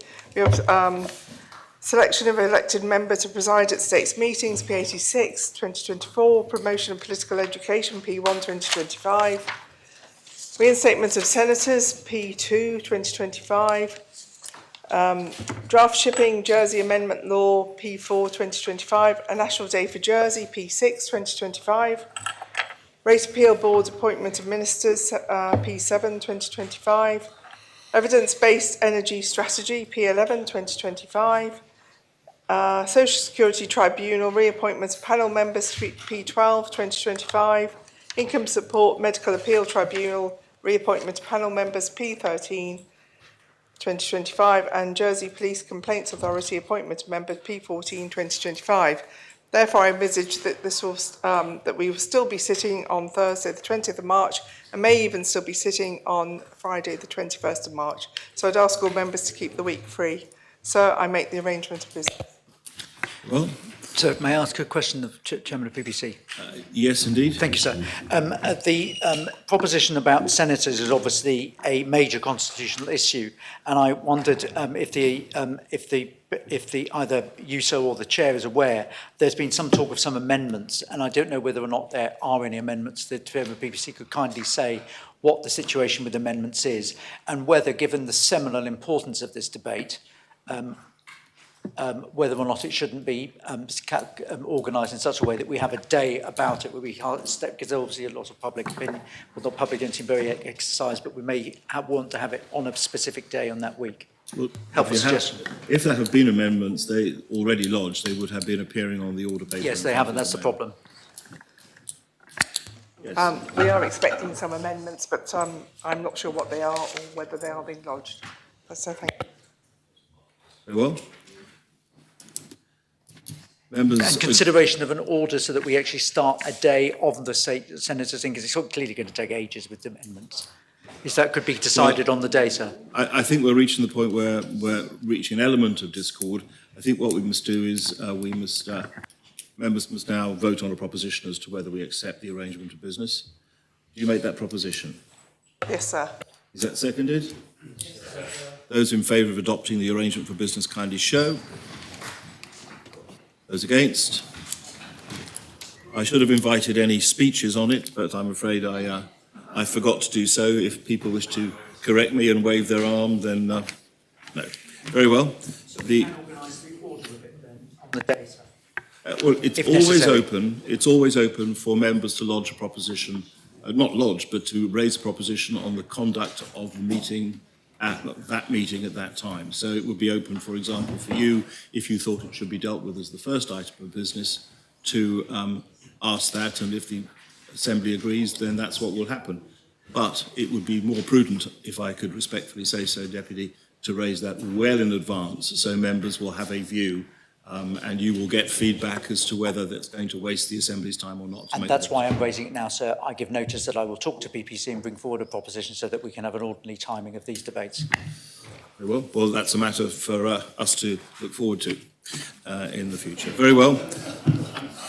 The Assembly stands adjourned until the 9:30 a.m. on Tuesday, the 18th of March.